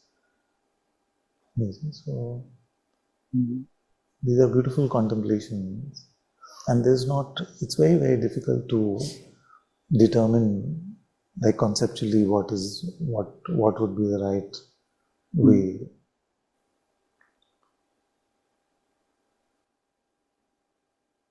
And in that, Anantaji, sorry to say something. I feel in that it's more clear when I look at the intention here rather than to not make a mistake or to do the best thing. I rather, if the intention is pure, then probably I will make all the many mistakes. So, I have to risk that. I don't know. I don't know better. Yeah, no, it's good. It's very good. That intention is the key. And when that is combined with a deep willingness to sacrifice our own will, that let God's presence move me, let God's presence guide me, and our intention is fixed on Him, and we're willing to sacrifice what we think we want, then I feel like it's a pretty safe, not safe from a worldly standard, because it may lead to a lot of struggle coming in our lives also, but somewhere that is recognized to be auspicious, that sometimes the deepening needs that struggle, that fuel. So, and even that we cannot say how much is needed or how much is not needed. We just have to trust where this comes from. And the attempt over the past many months has been to remove the performative aspect of sharing satsang, to remove the Ananta from the satsang with Ananta, just to allow the Atma to use this mouth. Can I say that I'm succeeding in that? No, I feel like I'm still far from it. But is there a little bit of progress? I feel like there is a little bit of progress in removing the contamination of which the instrument naturally brings to the process of sharing, which has to dilute more and more. I feel there is a little bit of forward movement in the right direction. And I'm open to correction on that if any of you feel that I'm fooling myself. Then I'm happy to learn more about that. But I wonder if this is engaging for any of you. But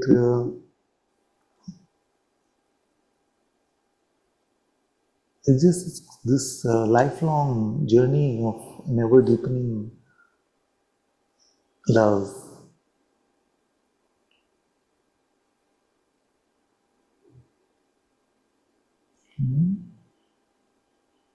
Very good. Very good.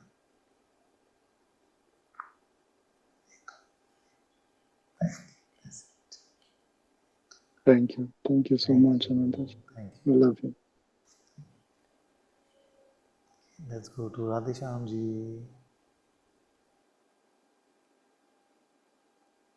Ram Father. Ram Ram Ram Ram. It's so good कैसे to. हैं आप?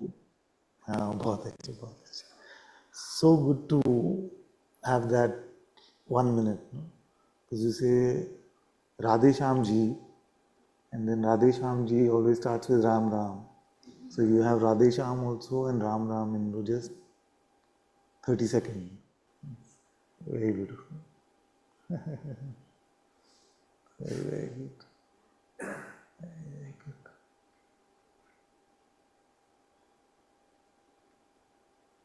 आप कैसे हैं? सब धन्यवाद. ठीक?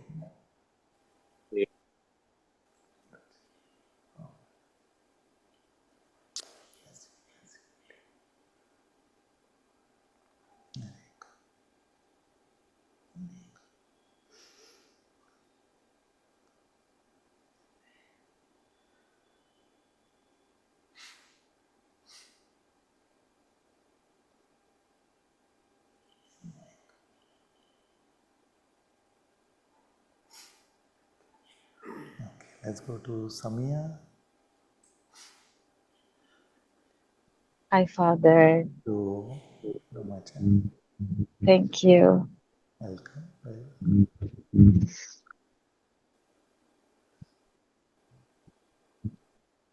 I just thought I miss you. I miss to be in this presence, and here I am. So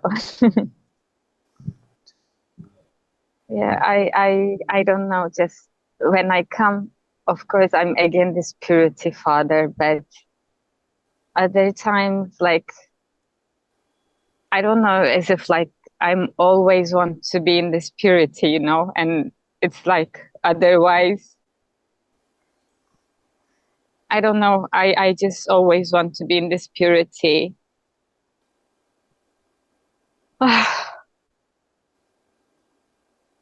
Yes. That's good. That's good. To carry that intention in your heart, and it is bound to bear fruit in our life. Yeah, maybe because otherwise, like it's unbearable, but it always comes with its solution. So there is nothing to complain. Yeah. It is much better for Maya to become unbearable than for it to be comfortable. Yeah, it's always unbearable somehow. But yeah, it always comes with its solution because it also became unbearable, and it just brought me to raise my hand. So, okay, nothing to worry, it seems. Yeah, it was just felt so unbearable. So, thank you, Father. Yes, my child, very welcome. What I was saying is that before we come to satsang, many times it feels like Maya is actually quite tolerable. Many times it feels like that. But then there comes a stage, like Hanuman Podharji said, that if we spend one moment away from God, we become restless like a fish out of water. And that holy restlessness is very good. So again, these are things that we have to say carefully because it can sort of signify a life of strife or struggle. Yeah, but you know what I mean? That it's a holy restlessness. It's not the usual worldly anxiety, but it's just like you're missing home. Like you're missing home. So that is very auspicious. Very auspicious. Because we move away from Maya being our. There's this idea of it being our karma bhumi, like the way where we're supposed to do our real work and get some true fruits. But that is not our true karma bhumi. The true karma bhumi is to build the heart temple. That is our true work. So we must not sacrifice that work at the cost of anything in the world.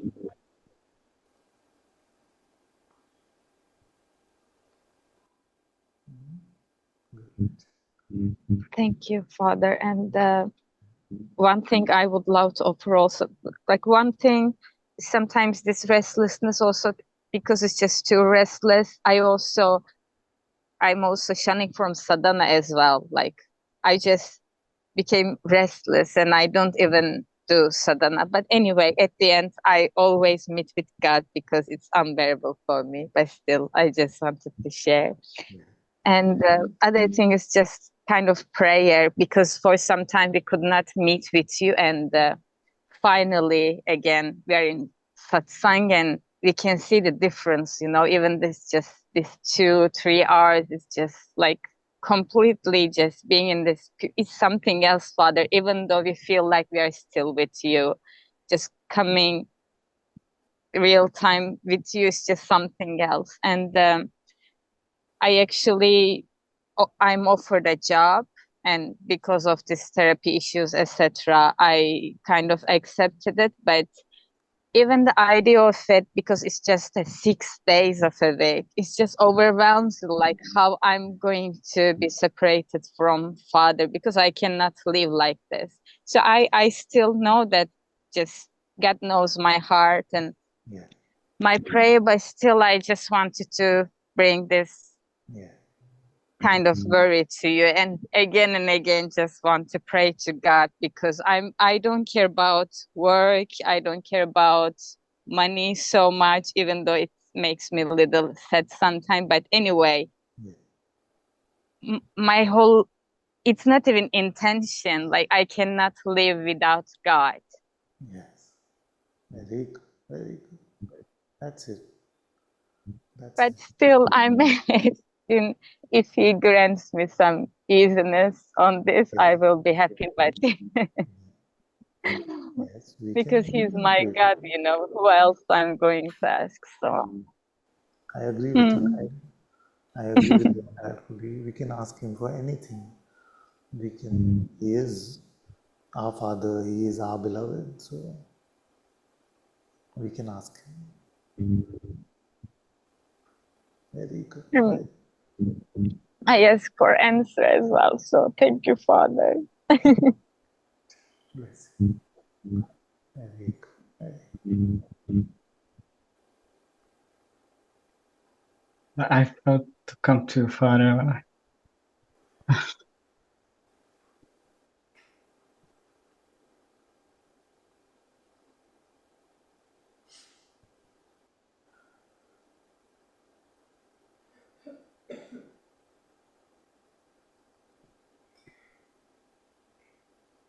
Maybe if I can, like, with the work that we are sharing today, and with the work that we are sharing, I don't know, I try to follow as much as I can. I started new work, but it's like, it feels like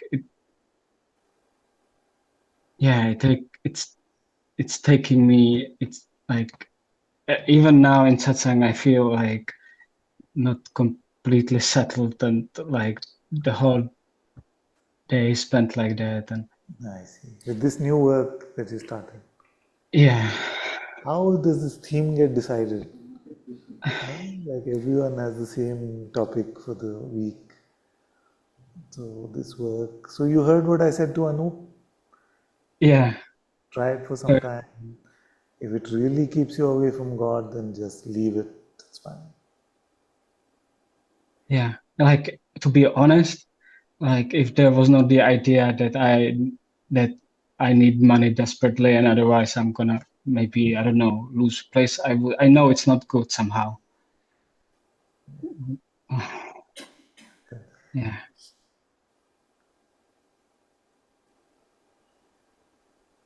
First, take everything as a gift from God. Then keep your heart open, and it'll keep guiding you minute to minute And when something ripens in your heart, then it becomes really clear. Then you can take a call. So in that way, we learn to follow the will of God. Because to follow the will of God, we need a lot of patience actually. We need courage, of course, a lot. But that courage translates into patience and not rushing. You see, so my often saying don't rush, don't rush, don't rush to all of you is the very core of spirituality somewhere, the core of servitude, the core of bhakti. It's very, very important. And God doesn't need to test us, of course. So to say that it's a test is a very primitive, probably way to look at it. But in a way, in that primitive way, we can look at it and say that God doesn't give us instant answers many times. The same question sometimes lingers for many years and then unravels in such a beautiful way. And we realize the value of that patience, we realize the value of that not rushing. It deepens us so much in this way.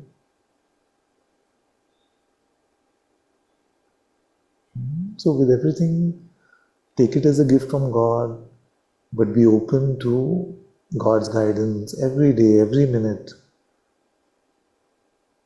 And then your heart will become very clear this way or that way. Then you can act on it.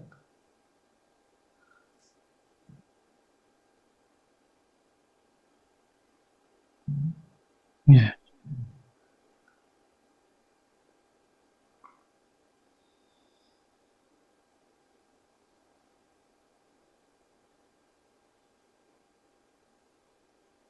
And when you said today, like sometimes it feels like during the day that you're not even here. Yeah.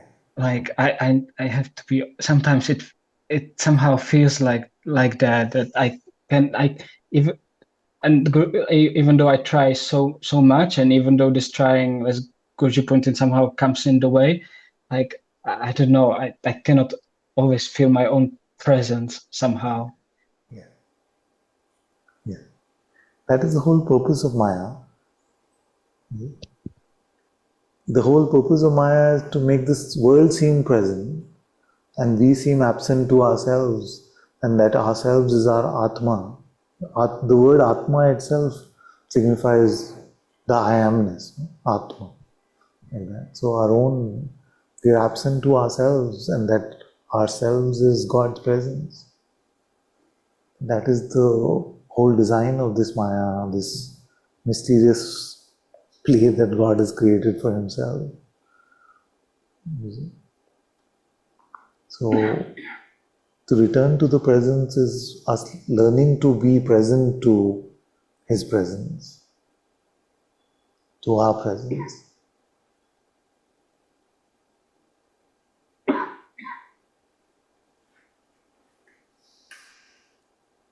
Yes. Yes. It's how we go through these struggles which determines our depths. How deeply we are able to meet Him in our heart is always, for everyone, a process of some struggle at least. For some, a lot of struggle, for few, a little lesser struggle. We can't say why it happens that way. But how to go through those struggles with patience and courage determines the depth of our relationship with God.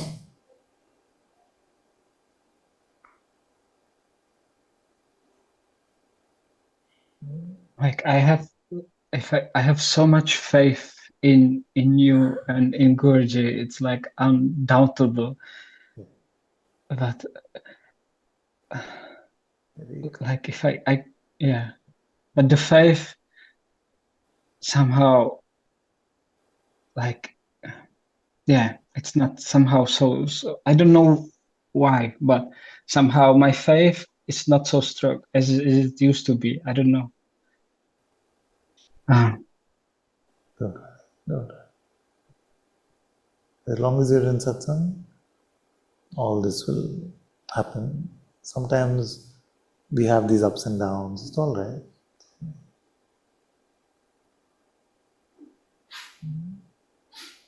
Thank you.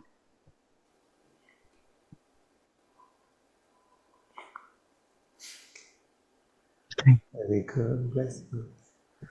Let's go to Aniko. What's the report? I'm waiting with bated Thank breath. you, Ananta-ji. Did the Jnani win? The Bhakta won? Let's hear. I don't know why I cannot hear you properly today. Can I No, try to I put noticed my this? voice is a bit like this today. I was saying that everyone's waiting with bated breath to hear whether the Jnani won or the Bhakta won. Yeah. Oh, I see, Ananta-ji. Actually, my question was quite different today. But No, but what is the answer? I honest. Yeah, okay. Really, I just cannot stop praying. Is somehow is like come spontaneously, even if I just don't think about it.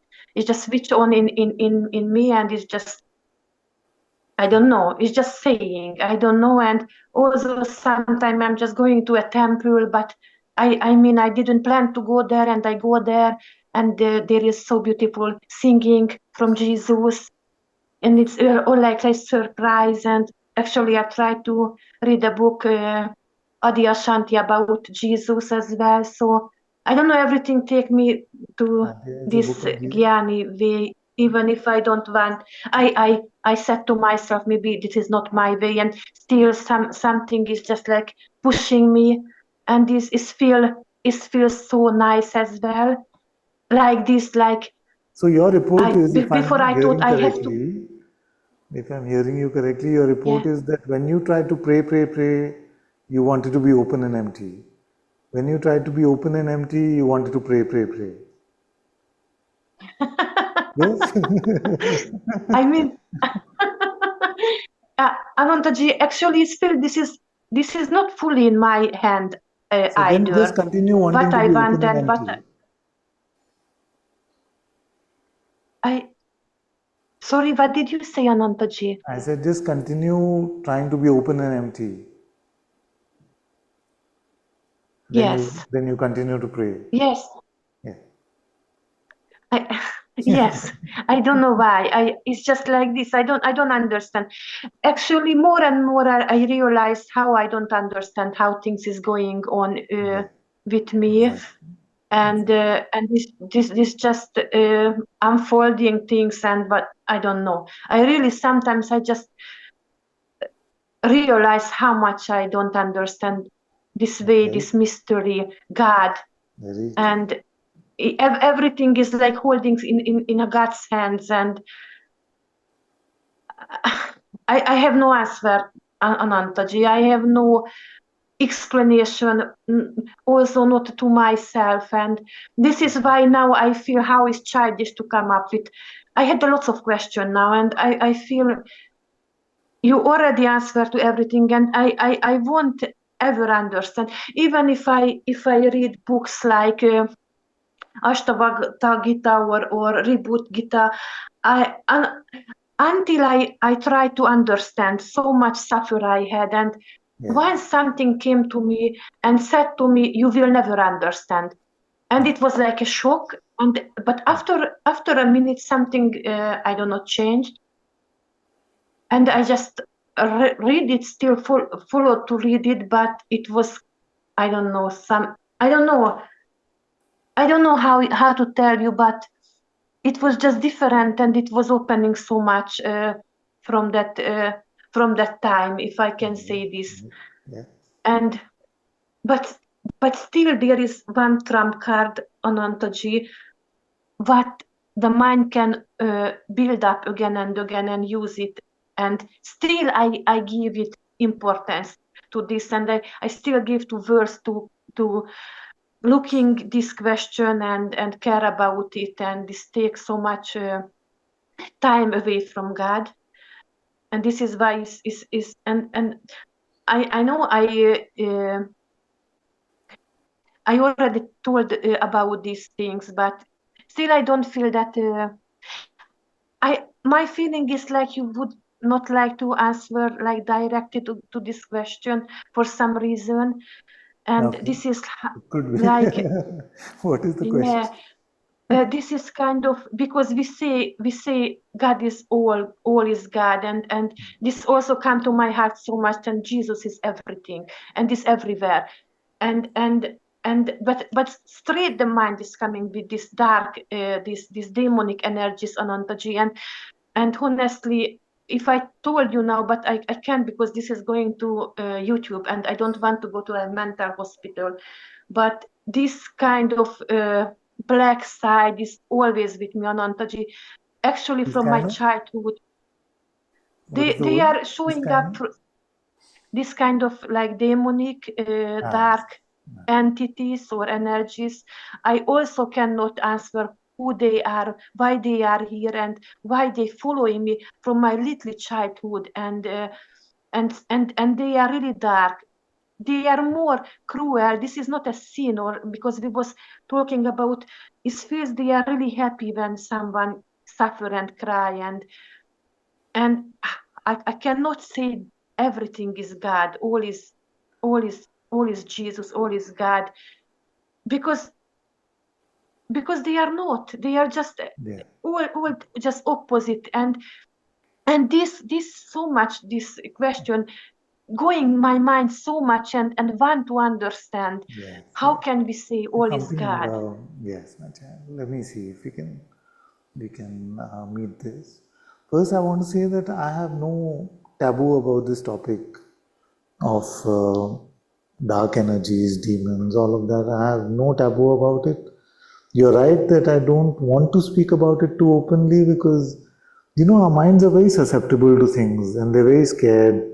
So, if I was to speak openly too much, then a lot of you will start imagining that this is happening to you. So, that's why I don't want to speak so much about it, but I have no taboo about it. And I want to share a few things about this. Even in the last satsang, this topic came up. But we sort of answered it in Hindi and kept it not too much fuel for the mind to pick up on the fear. But since it's come the second time, let me share a bit more about this. So, if you look at all our history, all our religions, all our cultures, there is mention always of these kind of energies and these kind of, let's use the word entities. So, in all, like in Indian spirituality, it is very prevalent, very common to speak about these things. In Christianity, of course, it's very common to speak about these things. So it is there in all cultures and traditions. Now, what I was saying last week, if you can just fully hear that with full faith. So, the great Indian sage Tulsidas ji has written the Hanuman Chalisa as part of along with the Ramcharitmanas. He's composed many beautiful texts. So in the Hanuman Chalisa, there is one line which says, Bhoot Pisach Nikat Nahi Aave, Mahabir Jab Naam Sunave, which means that all these demonic energies, spirits, whatever you want to call them, don't come close if you take the name of Mahavir Hanuman. You see? So, and does that mean that it has to only be the name of Hanumanji? It's a beautiful name, you can take it, but you take whatever resonates with you deeply in your heart. And I promise you, the name of God is strong enough for any of these things to not trouble you. You see? So when you feel like you're being attacked or something, just take the name of Ram, take the name of Hanuman, take the name of Jesus, just say God. So that is the first part of what I want to tell you, that trust, have faith that the God that you love, that the Jesus that you love, for him, all of these things are nothing. They're nothing. You know how he took out demons from people. He just, nothing, not even that yet. You see? So just have that faith that if God is with you, you cannot be harmed. Nothing can ever happen to you. Nothing will ever happen to you. And as that faith keeps deepening, your love for God will keep deepening. All these things will seem like popcorn and peanuts to you. It's not they are not as, just like the mind is not as scary as it claims to be, none of these things are as scary as they claim to be. It's the fear of them which is much more than the actuality of them. The second is something very beautiful I heard a sage say. He said, the devil is nothing but an angel who fell for pride. You see? So the devil is nothing but an angel who fell for pride. And again, in all cultures, all traditions, the same thing. The Rakshasas are nothing but those who became proud of their spirituality. Ravan, who's the king of the Rakshasas, was just so amazing actually, but he just became proud and he just went the other way. It is the same thing which is said about Lucifer, about any of these in any culture, any tradition. It is basically about this pride, and this is the pride which I have been trying to communicate about for so long. You see? So what are the two things I'm saying?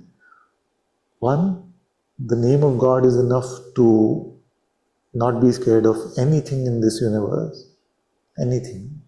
Second, that everything is a child of God, everything is consciousness, but pride can make everything seem very dark. And our job is to stay away from that pride ourselves.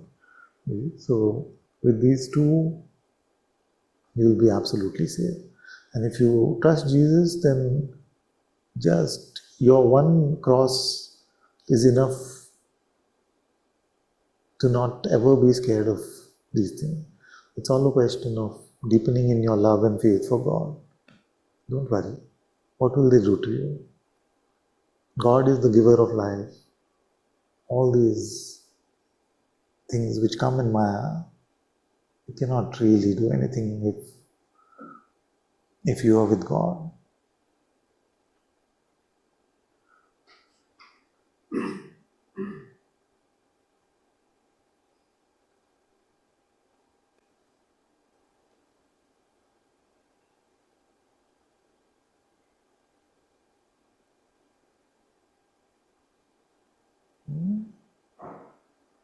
Ananta-ji, this is the question. You said if you have a deep relationship with God, death going to be really different. For me, it is my sense like I can really dissolve fully into God, into Jesus when I die. This is what I wish most. But still, I don't know how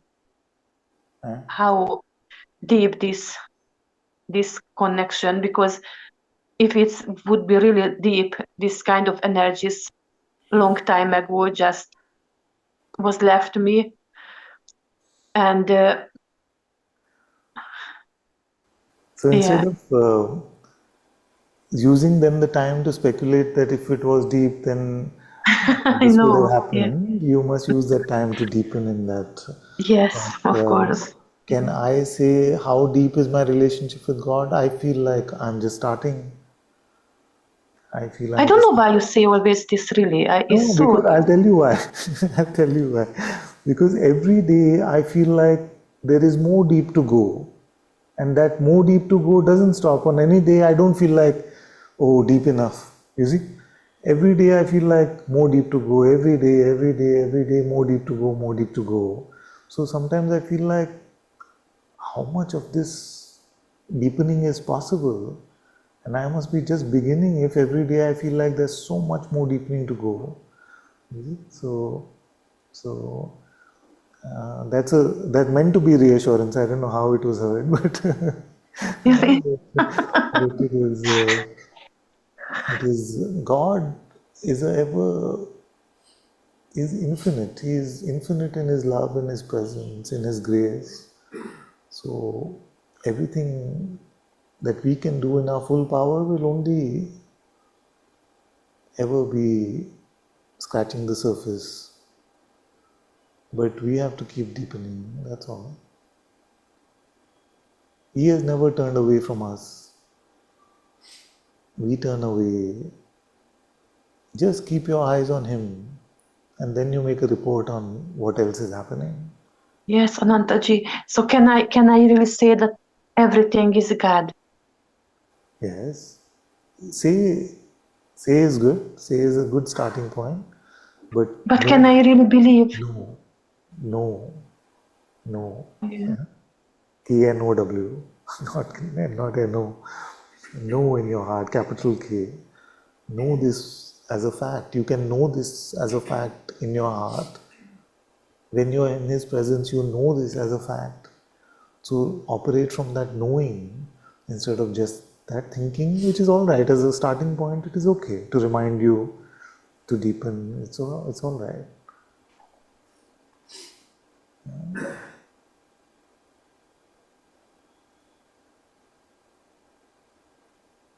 And I make this prayer now that anything that wants to bother you is welcome to come and bother me.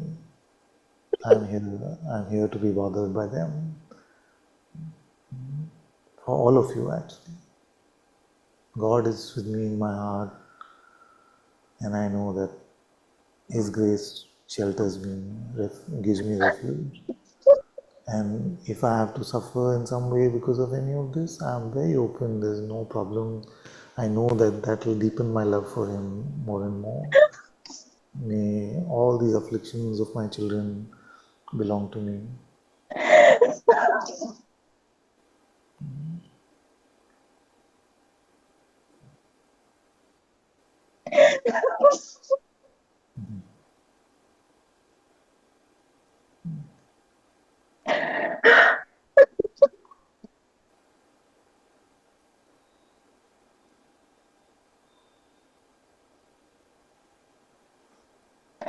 The prayers that we sing at the beginning and the end of Satsang, both are very, very potent, very, very potent, and both are written by one of the greatest sages ever, Goswami Tulsidas Ji. So just, even if you don't understand, just participate in the prayers and you see the difference it will make.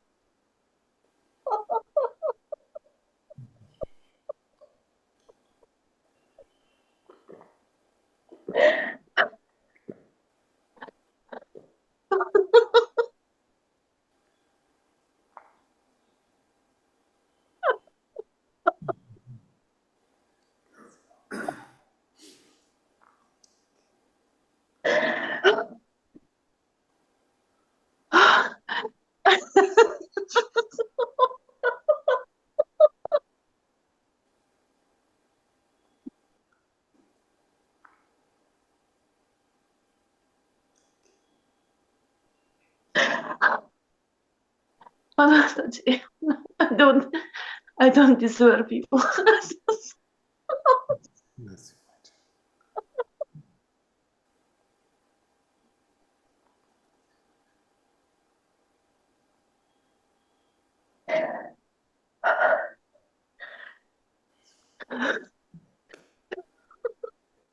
Okay, Devi's put her hand up. Let's go to Devi. Thank you, Father. You're welcome. I just wanted to say a little something also on this, what Annika was sharing, like, I can see in me like some loyalty to something that is keeping these things going. And sometimes it feels discouraging, but it feels so strong. Like I feel I'm trying, but maybe not enough, like I don't have enough strength or just too much feeling something, you know, stubbornness and all this stuff. And I just want to ask for grace and for persistence. And I see when I persist, it's like so much space opening, and I see so much like the possibility, which is immense, like what we can really discover. And yeah, I just feel like I have to not give up. And thank you for all your support. And yeah, I'm really apologizing for being so weak. And yeah, but I have to, this is somehow the journey I have to go through. And yeah, I ask for grace. Thank you so much. So welcome. You're welcome.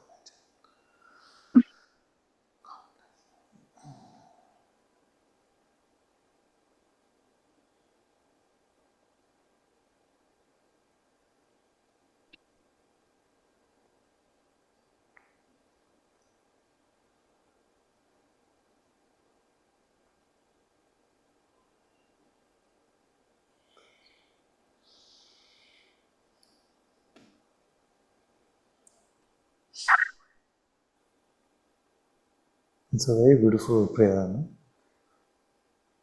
It seems very simple on the face of it. That give me the strength to persist. Because when I persist, I see that I can really deepen in this. This is very good. These prayers really touch my heart, because when we go through it, no? When we go through the struggle of fighting Maya and remaining with God, then we realize the difficulty in trying to persist. And we realize that we cannot do it without His power, without His grace. So it's a beautiful, very beautiful prayer to make. Very happy. Very good, very good.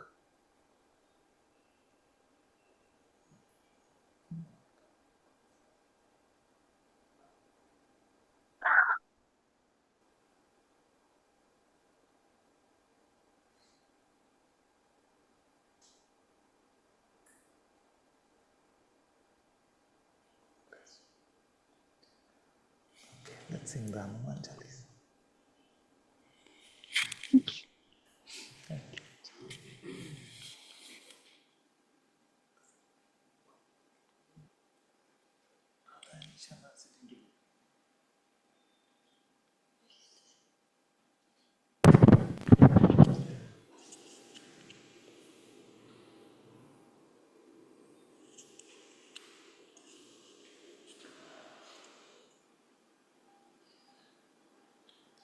Shri गुरु चरण सरोज रज निज मन मुकुर सुधार रामा निज मन मुकुर सुधार वरनौ रघुवर विमल जसु जो दायक फल चारि तुलसी जो दायक फल चारि बुद्धिहीन तनु जानिके सुमिरौ पवन कुमार रामा सुमिरौ पवन कुमार बल बुद्धि विद्या देहु मोहि हरहु कलेश विकार तुलसी हरहु कलेश विकार जय हनुमान ज्ञान गुण सागर जय कपीस तिहु लोक उजागर रामदूत अतुलित बल धामा अंजनी पुत्र पवन सुत नामा महावीर विक्रम बजरंगी कुमति निवार सुमति के संगी कंचन वरन विराज सुबेसा कानन कुंडल कुंचित केसा हाथ वज्र और ध्वजा विराजे कांधे मूंज जनेऊ साजे शंकर सुवन केसरी नंदन तेज प्रताप महाजगवंदन विद्यावान गुणी अति चातुर राम काज करिबे को आतुर प्रभु चरित्र सुनिबे को रसिया, राम लखन सीता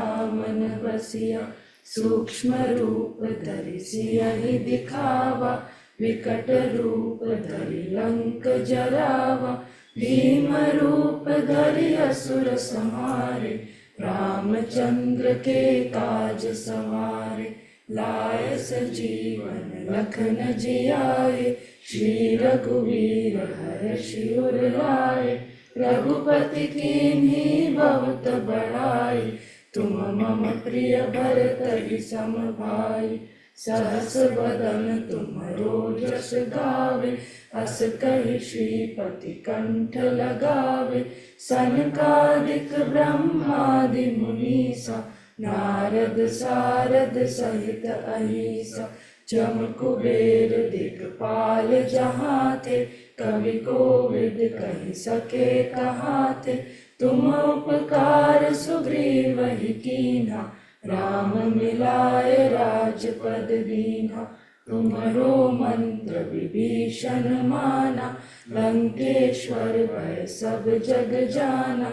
युग सहस्त्र जो जन पर भानु, लील्यो ताहि मधुर फल जानु।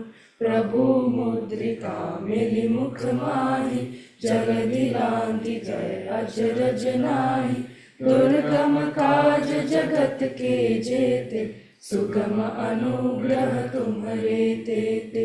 राम दुआरे तुम रखवारे, होत न आज्ञा बिन पैसारे। सब सुख लहे तुम्हारी शरणा, तुम रक्षक काहू को डरना। आपन तेज समारो आपे, तीनों लोक हाँकते कापे।